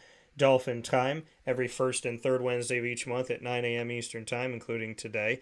We have AD and DT with Athletics Director Bob Beretta and myself, Dan Tortora, speaking on everything going on with the Moyne College Dolphins, including the upcoming Phins Phrenzy this Saturday, February 4th, which is an awesome fan event that'll be happening during the day on Saturday, February 4th, starting at 1 o'clock in the afternoon with the women's and men's basketball doubleheader that you don't want to miss, especially on a cold day where you can go warm up with an awesome community event.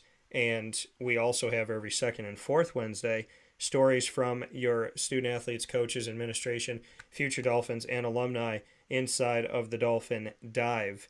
And you can check all of our content out with the Moyne College Dolphins, AD and DT, and Dolphin Dive specials by going to the Moyne tab on wakeupcalldt.com, as well as by subscribing to our YouTube channel here on youtube.com/wakeupcalldt. For more information on your Dolphins, go to lemoynedolphins.com.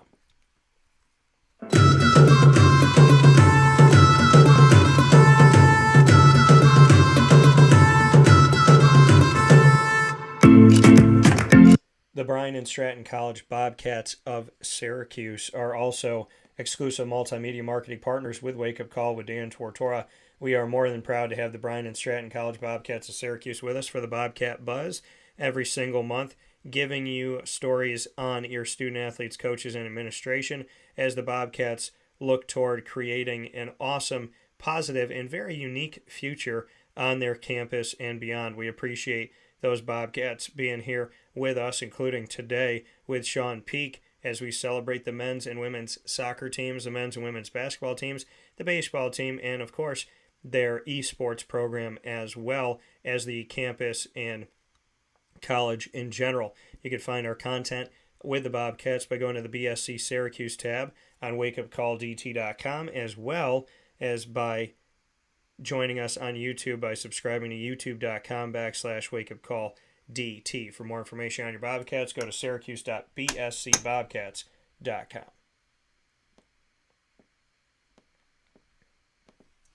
With all that being said here on Wake Up Call with Dan Tortora, I want to thank you for being a part of the show today, for finding us on Facebook at Wake Up Call DT, Twitter at Call DT, and Instagram at WakeUpCall_DT. Of course, big thanks to Bob Beretta for this edition of AD and DT, and I really hope to see you all out there this Saturday, February 4th at Moyne College at Ted Grant Court for the Phins Phrenzy Fan Event that is connected to the women's and men's basketball doubleheader, with both teams vying for an opportunity to make the postseason. Katie Kolinski, want to thank her for her expertise joining the show and for her friendship above all, talking about Syracuse, keeping it real as always. And shout out to the Lafayette Leopards, who have won their last 4 and 5 of their last 6 games. And, of course, a big thanks to Shawn Peake, who we got to spend our Bobcat Buzz exclusive special with as we celebrate the first ever schedule for Bryant Stratton Baseball in Syracuse, as the team will get set for their first ever season. And we got to honor my good buddy Evan Reynolds. So God bless and thank you all for that. For now, from inside the Cafe Kubal studios, I bid you adieu. God bless. No stress. Do your best. I hope to see you at the Bryant Stratton women's basketball game at the Boys and Girls Club in Syracuse today around 5 o'clock. And I also hope to see you at the men's and women's basketball doubleheader tonight at Moyne College at Ted Grant Court. And those games starting off at 5 o'clock and 7 o'clock. Come out tonight to see those games. So I want to make mention once again here, you'll be able at 5:30 and 7:30 as Lemoyne women's basketball will start things off at 5:30 against Adelphi, and the men's team will play Adelphi to follow. So looking forward to seeing you for the Bryant Stratton games and the Lemoyne games. Please take care of each other. Please take care of yourself, and do the best you can, because the